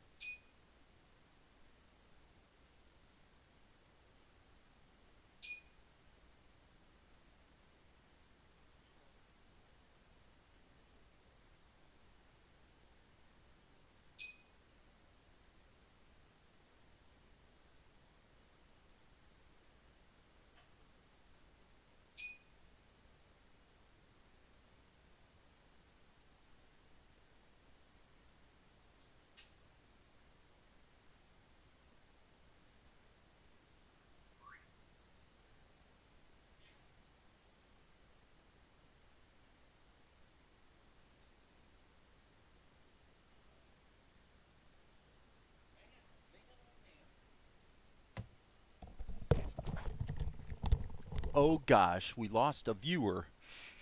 Okay. It's still looping. There it is. So I don't know if I really answered Golden Slime's question. The answer is, I think invariably it'll wind up on YouTube, but there might be a bit of a, sorry, I'm hitting the wrong hotkey. There would, I expect, be a bit of a distribution path that would be in play beforehand, but that's all negotiable. So that's a whole thing. Yeah, I just walked by my son, and you know, he's been pumping iron like, you know, a lot, and he's actually, I have to say, that little stinker is finally getting bigger than Dad. Now, see, Dad's got some pretty good guns. Pretty good guns, right? Right? Not bad. Dad's been pumping iron since New Year's Day 1983. I'll look here in a second. And but Kyle's he's putting on some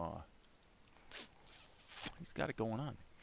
Okay, I checked out something yesterday that will help. If you untick enable auto renumber option from the drawing section of the press, pressing duplicate will create a drawing in the same level at the end, so it won't affect your other scenes that use the same level. Okay, let's deal with that right now while I'm thinking about it. Because, yeah, I won't get into because, but, so let's go to our prefs. And I'm a little slow here, so thank you, friend, for drawing section of the prefs. And we're going to enable auto creation, but we're not going to enable auto renumber. Okay. Enable auto stretch frame. Ooh, that's interesting. Now that's an interesting thing to ponder. Normally, at least half the time I wish it wouldn't auto stretch, but about half the time I do. So does that look right, Darren? Go ahead and let enable auto creation be on, but leave them all off. Enable creation in hold cells. Okay, okay, okay. So that would let you insert one in between, in the middle. Is that what that would do? So you've got a sequence, you've got one image that's held for 20 frames, and if you start drawing in number 10, if this is on, then what would happen is if I draw in number 10, it would create a new frame just in 10, and then I assume it would jump back to the prior drawing. But the new drawing in the strip would be put at the end. Does that sound right? You've already got it unticked. That's it. Good. Okay. So I'm going to turn on, and I'm going to leave enable creation in hold cells on. I'm going to leave stretch off because it seems like more often than not I kind of wish. What I wind up doing is having to move things over to another level, delete something, drag it back, blah, blah, blah. So if that looks right, I'm going to go ahead and close that. I know there's a little delay here, 12 seconds. So I'm going to assume that you're telling me that's correct. Okay? All right. Now, let's just double check our timing here. I like it. I like it. So we're going to have to fix that background painting like in a hurry. File. Let's save all. And again, in the spirit of our unyielding commitment to quality, we're going to, I think what I'm going to do is I'm going to do the bold thing here. No. This is a little dangerous. I'd really rather paint in Krita, frankly. But it would be easier to see what I'm doing if it was here. But I think I can just keep kind of jumping back. In fact, you know what I can do? I'll take a screenshot of this. Okay, so here's what we're going to do, folks. Here's what we're going to do. We're going to turn Vespar off. Believe it or not, you're not even going to believe how I'm going to do this. I'm going to hit the tilde key and then the N key. And what is it, Alt F? Yes. Okay. So there it is. All right. Get my mouse out of there and hit Alt Print Screen. And I'm literally going to paste this in to Krita so I can do my painting. In fact, now let's just think about this for a minute. Let me think about this for half a second.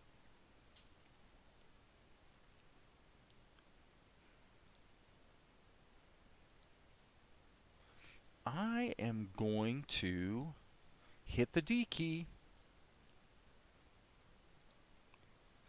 And it turns out that the D key doesn't work. Okay. I'm not going to belabor it. All right, so I'm going to go New, Custom Document. We're going to create it from the clipboard. Okay. And then this is going to be saved. I'm just going to save this in the folder for the shot. So 208. So I'm going to save this as 208 background. Okay, and usually I just call it BKGD. And we will save it as a ping.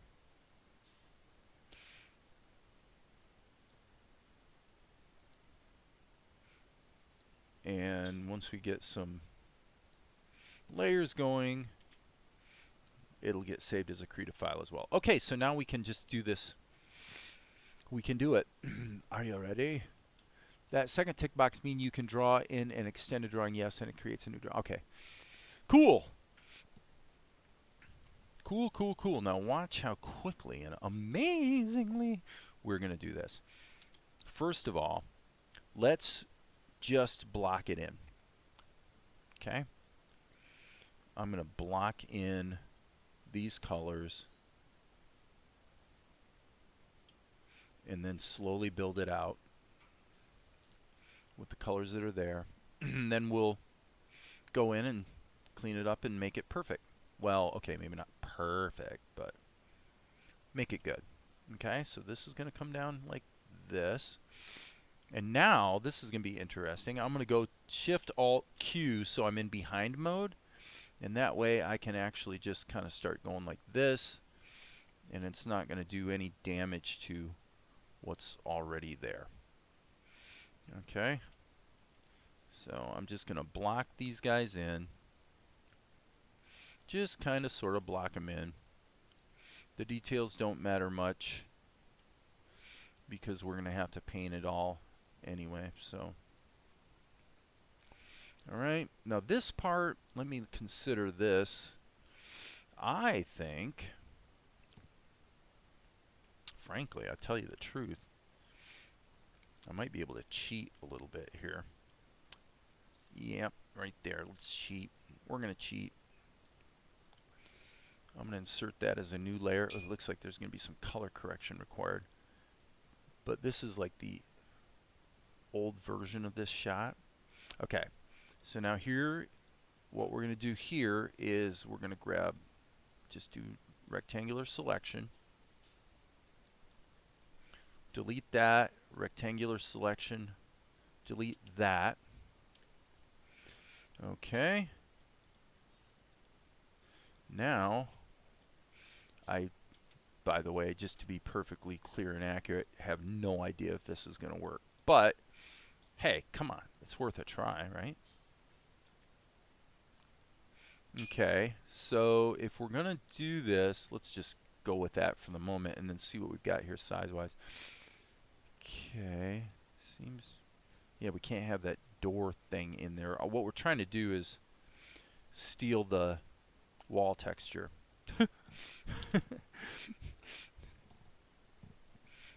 Yeah, I mean, okay. Okay. I would say we can make this work. It'll save me a little time, not a lot, but it's going to save me a little bit. Okay? And then to just to drive it home a little bit, we'll do a little tiny cheat right there. Little tiny cheat. Okay? So we got a few things still to patch, but not a big deal. All right, so now I'm going to take the M key on the background and see if I can kind of get these guys to kind of sort of match. Other than that one tile, we're pretty close. Other than this tile right here. So, wow, what a kludge, huh? Okay, so now should we be bold? I say let's be bold. I'm going to bake it down. Okay, now I'm committed.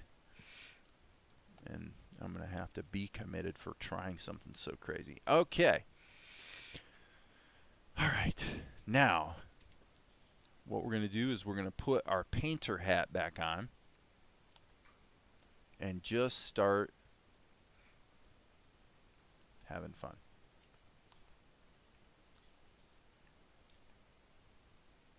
Having fun. We're going to paint. Okay, so here I'm going to actually grab this color so that we allow the darker color to actually just be a shadow that's casting off of the kind of border around that wall,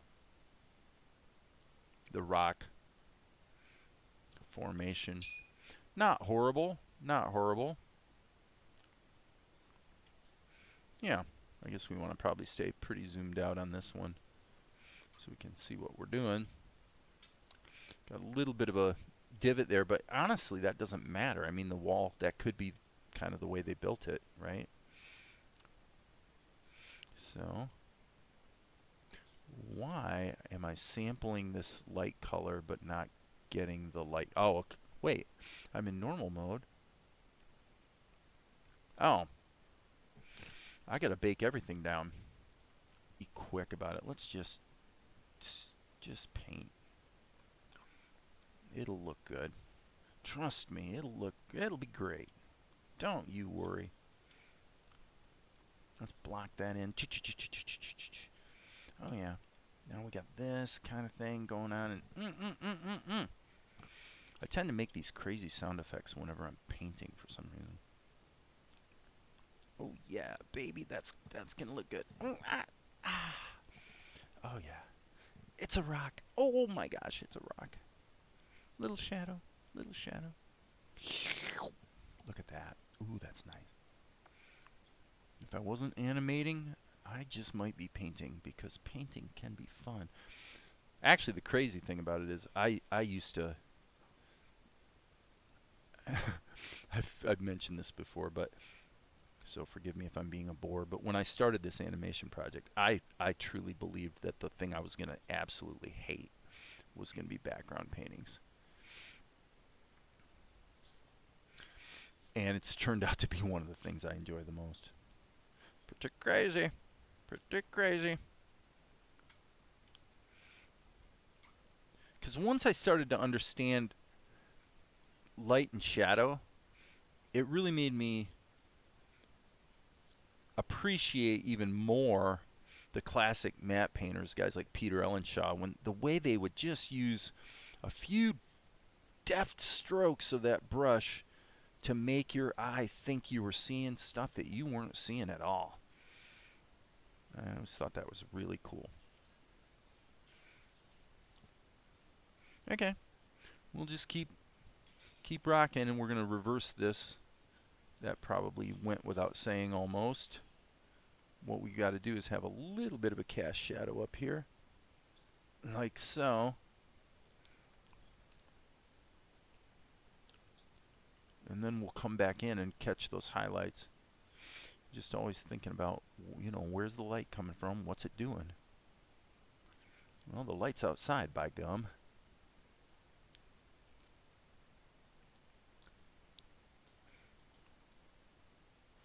And sometimes by just moving really fast, you get sort of these little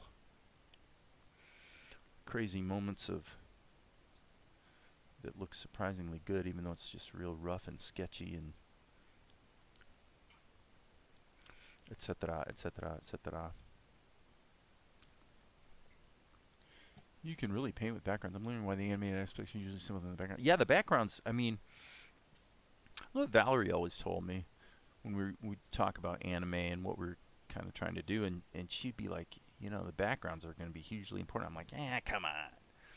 Background schmackgrounds. Yeah, we'll slap something in there. No, she was right. Of course, she's always right. She always turns out to be correct.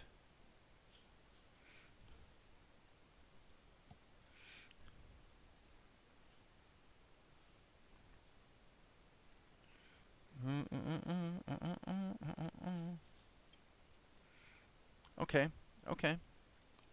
Not too shabby.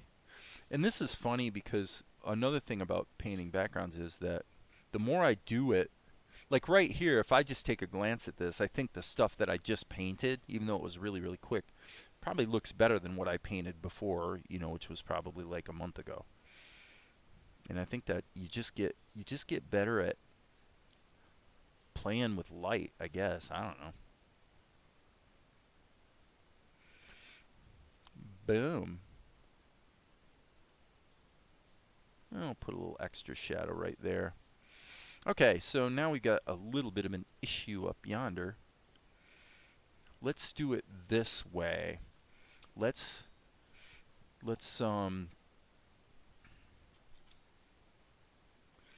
use what we have to our advantage. So what I'm going to do is grab this. Come on. Okay, stop. I'm going to save my work. When I'm moving fast and all of a sudden I start clicking and painting and trying to do something and like nothing happens, that's when you just go stop everything. Stop everything. I didn't even realize I put this all in a layer. That's not what I intended to do. I intended to just paint directly onto my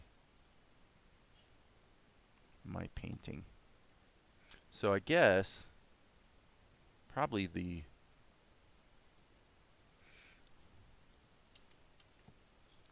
way to do this would be to go maybe something like that. Yep, then we'll patch it up. So I'm not even going to think about it. I'm just going to bake it down, keep moving forward. Just bake it down. Paint a little more. Be quick about it.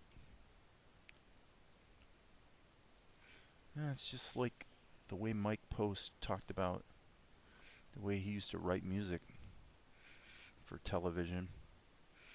Somewhat tongue-in-cheek, he'd say, very, very efficiently, because they just didn't have time. You know, you're doing 7 or 8 TV shows in a week. What do? You know, you just learn to not second-guess yourself too much, and you just get it in there, get her done. Trust your instincts. Sometimes they do fail you, but not always. Thank goodness. Okay, so now what I'm going to do is just kind of take the big brush, just kind of scan that up there. All right, I need probably the pencil. The smart thing to do here would be to just zoom in and paint that like so.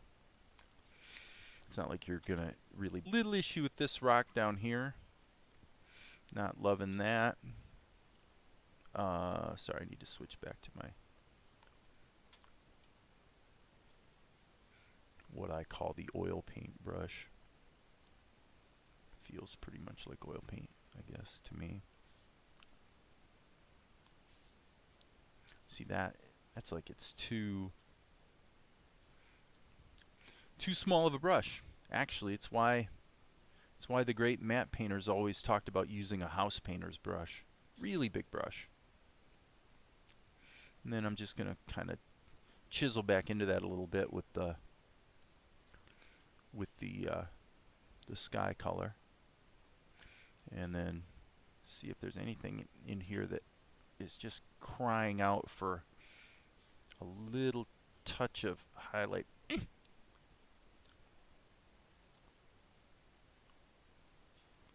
Not too bad, not too bad. Okay, so obviously we got to get the top of the spear. Top of the spear, we'll just paint it in there like that. We'll let it run off the screen, no problem. And we will give him his little outline.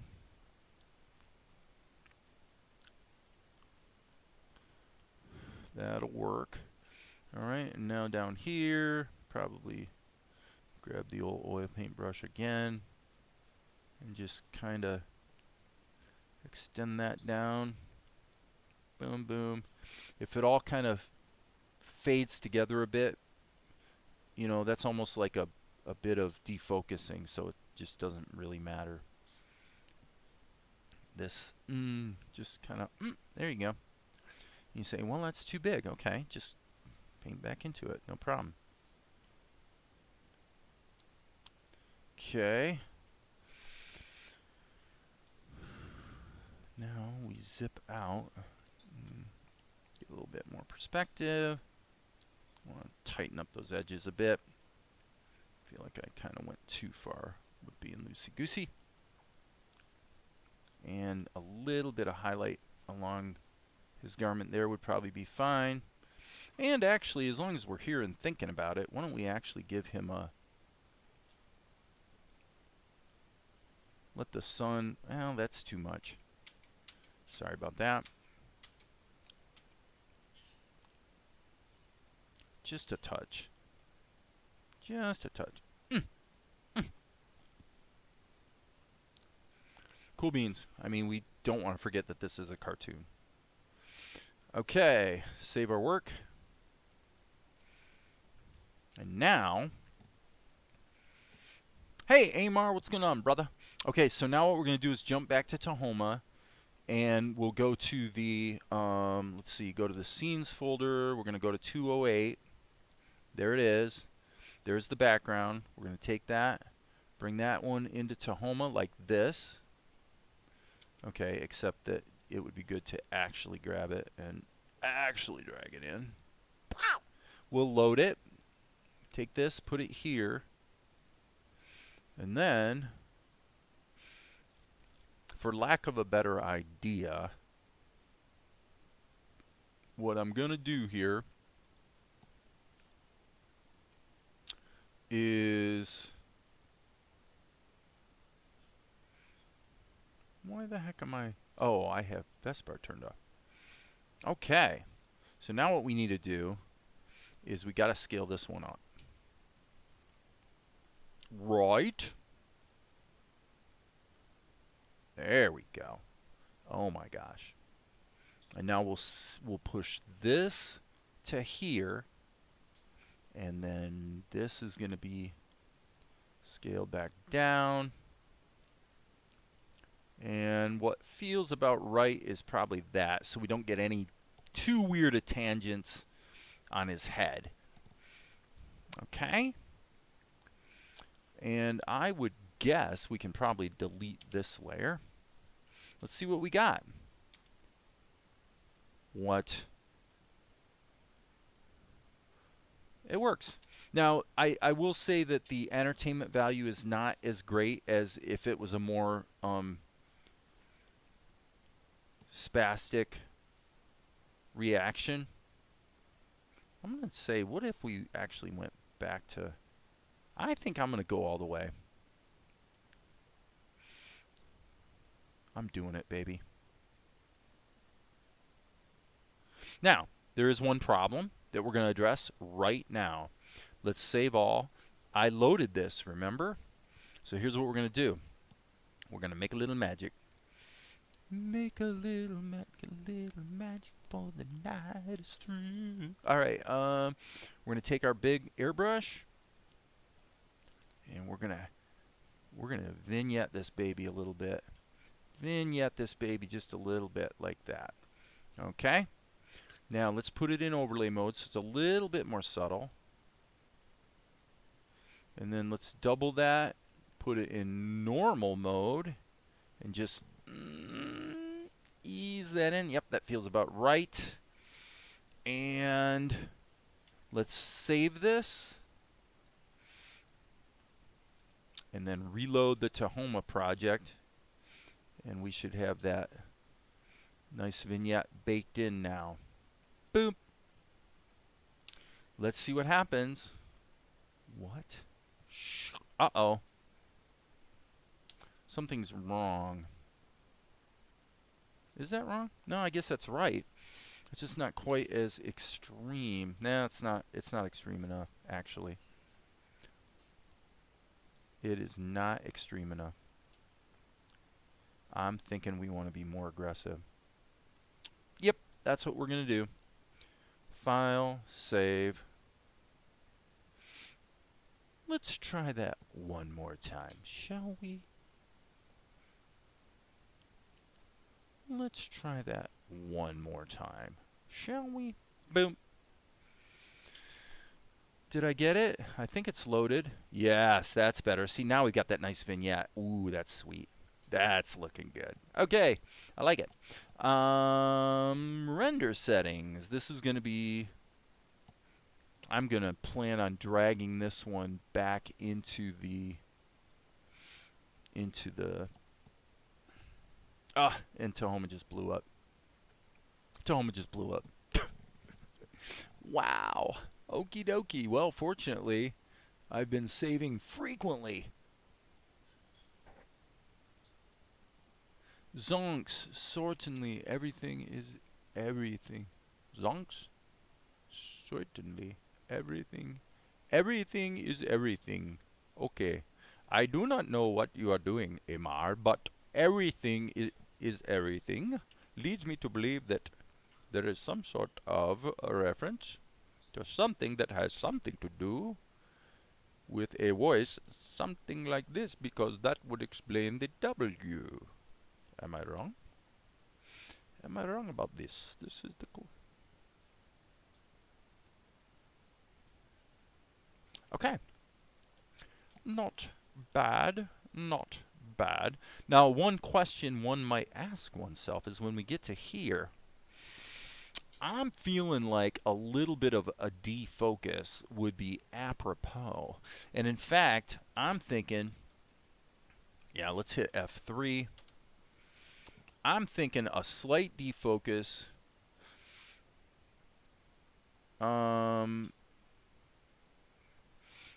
But I'm thinking we're going to animate this. So let's insert a blur. Frankly, yeah, see, the bokeh requires... So I've never... Darren would know, but I don't know how the bokeh effect works. We're just going to stick with a plain old blur, okay? We're going to use a blur. Okay, so this blur is going to be...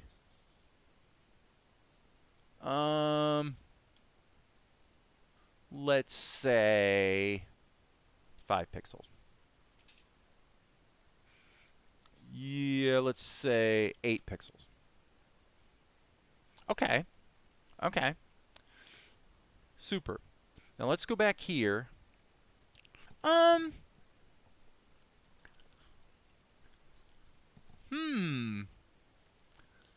Let's go here and add a... Okay, so what I'm doing is on the other screen I'm adding a keyframe. So I think I'm going to say 6 actually. Let me see. Yeah, I like that. Okay, so then we're going to come back here and back here I'm thinking 16. Let's give that a crack.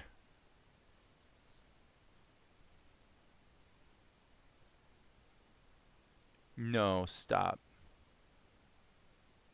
We want to be here. I'm going to go 16 and set a key and then go back here. Okay, so there you go. So then what's going to happen is it's pretty focal blurred, but then because you're widening your lens, your focus blur is going to decrease. Yep, that's exactly what you want right there. That's Hitchcock, people. That's Hitchcock. We're doing the... Oh, everything is everything. Oh, Scooby-Doo. I don't know if I can really do Scooby-Doo, but if I try, I probably could. But I haven't heard Shaggy in a long time. Oh yeah, well you know that was Casey Kasem. Casey Kasem. He had a high voice actually. Casey Kasem. I have to practice that. America's Top 40 with Casey Kasem. It was something like that. Render output settings. So, to be accurate, we need to grab our output settings, and we need to go back to what we were doing earlier, where we were going to put it in scene 208. Hello, where's 208? 208.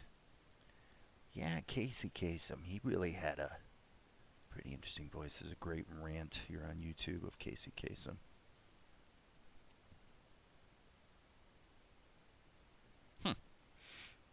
I didn't mean to put that in the render folder, but okay. No, we don't want it in the Vespar folder, stupid. We want it there. And this is going to be pings, but we're not going to put in the underscore. We're going to let it render. Shaggy. Yeah, Casey Kasem, when it came to cartoon characters, he really didn't have much bandwidth. He had a great voice, but he just did what he did. Everything he did sounded the same, basically. Pretty much. That's my opinion. All right, we're going to go here. Well, what we're going to do, actually, is clean the media pool. And then let's go to the media pool. There it is. And then we're going to import 208. 208. It's going to be wonderful. Wonderful. And there it is. 53 frames at 8 wonderful frames per second. 208. Is that it? It's very difficult to read on this itsy bitsy lettering. Okay. Properties. Disable resample. It seems a little short, but let's give it a crack. Oh, I keep hitting L when I mean to hit spacebar. I think it might be time that you marry. What? Oh, it's working. Obviously the... Boom. Okay. And they're laughing.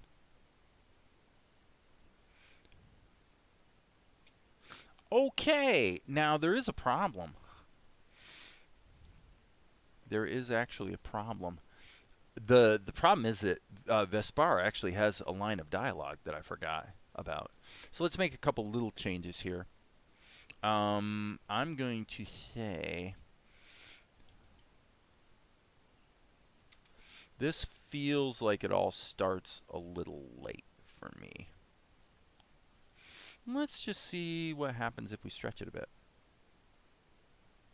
I guess we don't need that to be...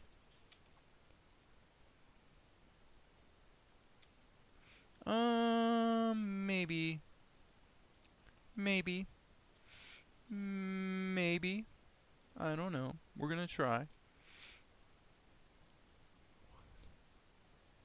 Okay. That kind of worked. Alright, I'm going to hit Control-Shift-R and re-render that. And then the problem is we've got a little disparity actually from the script. So I got so caught up in doing this that... well, what it is what I'm working on right now is not actually in the script. In the script, he just says, "What, Father? I don't even have a girlfriend." Sounds like Shaggy. I don't even have a girlfriend. I can't do Shaggy. If I heard it, I could do it, but I'm not hearing it right now. So, okay, so little hiccup there. File, save all. Let's just double check the flow here. Okay, boom. Okay. So I almost feel like I think it's going to be time for me to stop the live stream because I really want to pause, really think about what's happening from a flow standpoint here, and probably make some minor adjustments. Plus, we're getting to that time of day in the middle of the day where the sun starts shining directly in, and that's usually when I go do my workout. So I like what I'm seeing, though. I like what I'm seeing, but we have to decide if we're going to change Vespar's line, get rid of it, make adjustments in the animation, and whatever, you know.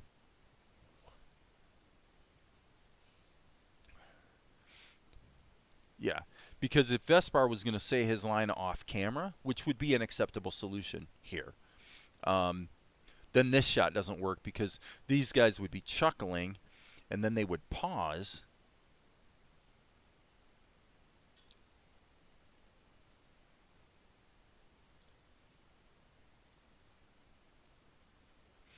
And maybe we'll do it that way. This is 210. Let me just go to 210 and stick it in there. All we need is just to buy a little time, and frankly, they ought to stop laughing while they're buying time. So what you've got, okay, so there he starts talking.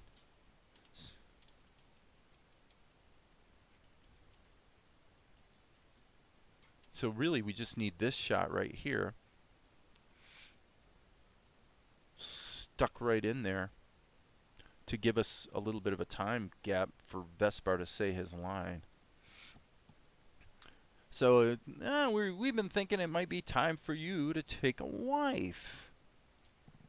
Smile, mouth here. Yep.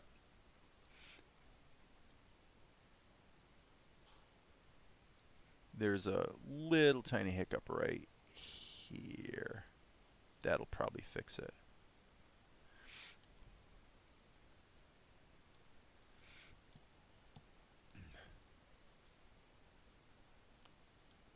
And should we give him a little more giggle on the other side of it? Well, Father, I don't even have a girlfriend. Vespar, a king doesn't marry for love. He doesn't. Nah, that actually works pretty well. I think I got it. On camera, and frankly, the way these guys are chuckling is probably a little more germane to the attitude of the situation. The thing I'm not liking, though, how long is this? This is 1 minute and 13 frames. Okay, or 1 second, 13 frames. This is number 210.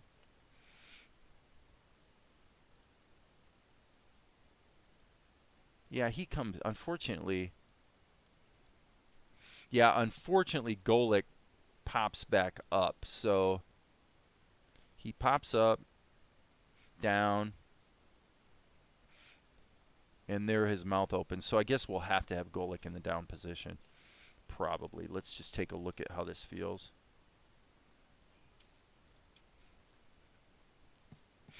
Yeah, that doesn't work.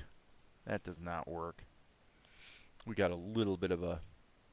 This is one of those things that's really pretty minor. I mean, I think the audience would forgive the fact that his mouth is a little bit open because it's almost like it's an anticipation kind of thing.